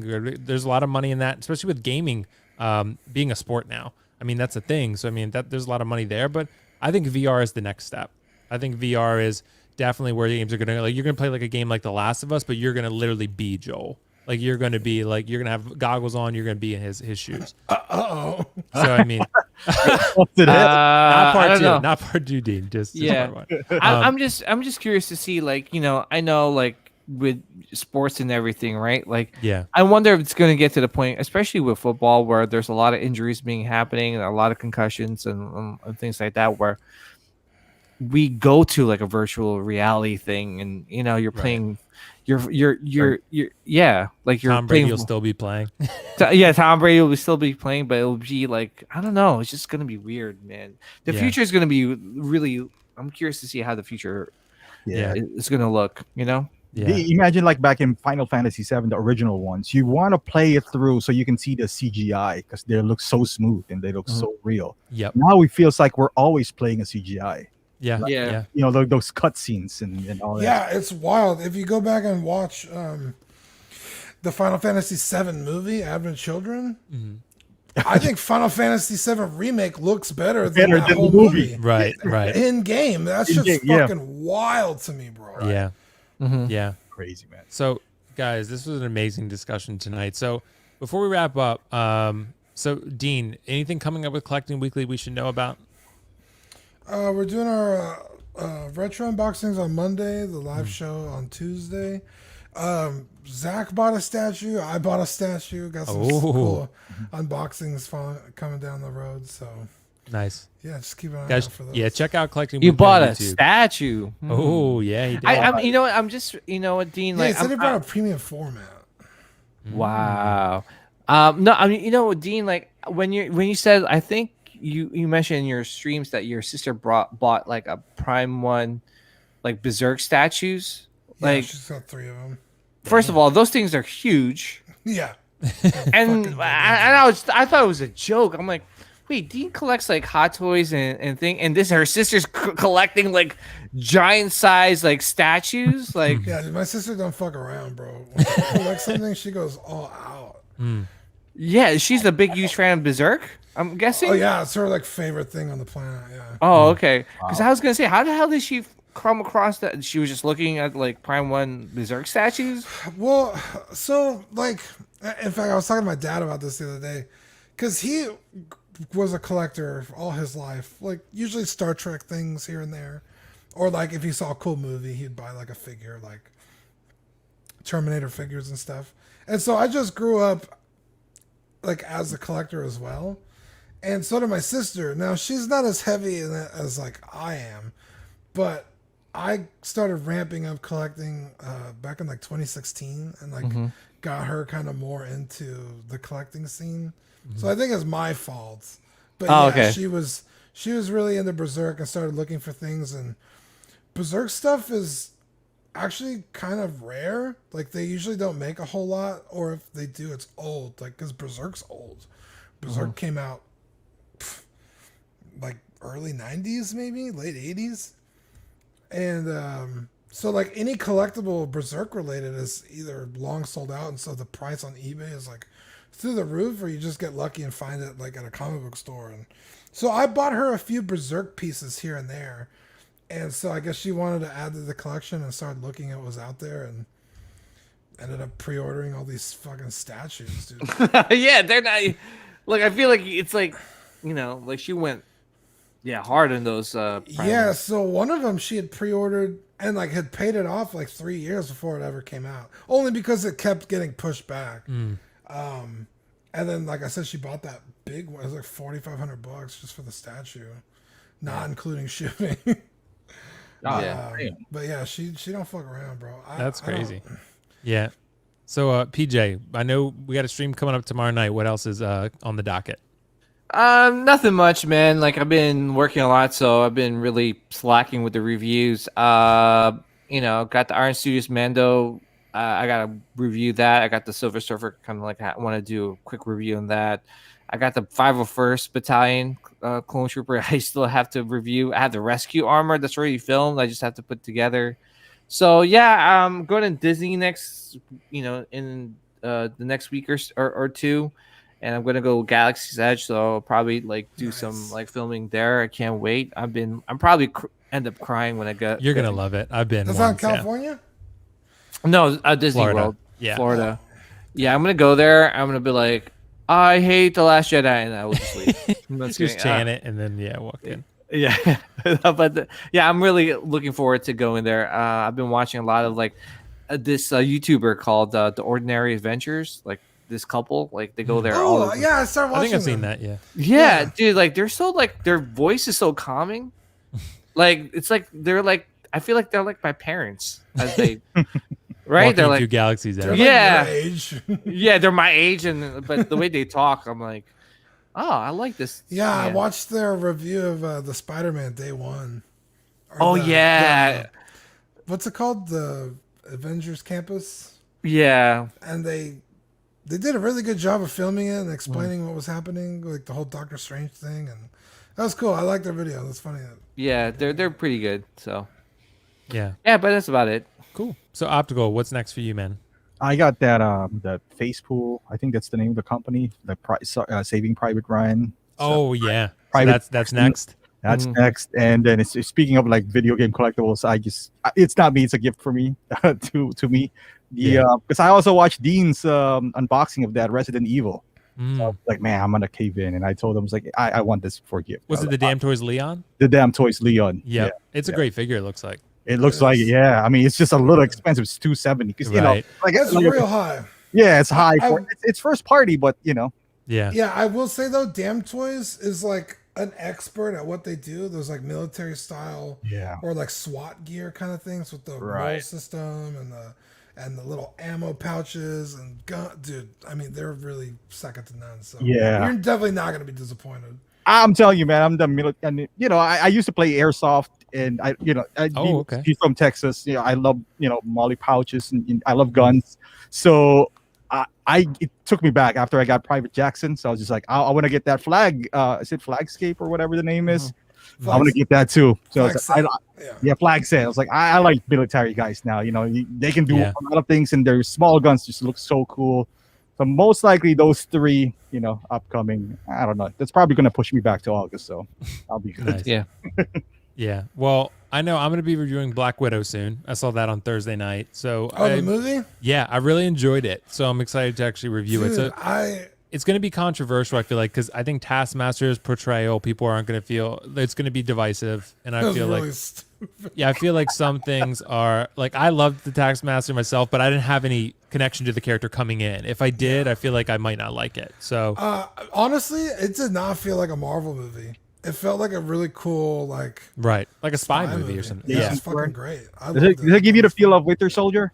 Yeah, it goes for the Winter Soldier vibe because like Cap is a less flawed hero, but like I said, I think it really touches on Black Widow being a flawed hero. Like she's made mistakes, she talks about how basically she has to overcome, and her childhood is rough. So I mean, like, kind of had a glimpse of that on the Age of Ultron, right? Exactly. Spoiler alert. So I mean, yeah, exactly. So, but I won't say anymore. But I've really enjoyed it too, Dean. So I'm excited to review it. So I think people aren't giving it a fair shake, to be honest, right now. But you know, everyone has their opinion and their perspective, so I get it. But yeah, so I'm gonna be reviewing that, and then whenever these other pieces come in, I'll be reviewing those, like Prime 1 pieces, which I'm waiting on a lot of those. So and then we're gonna review Final Fantasy 7.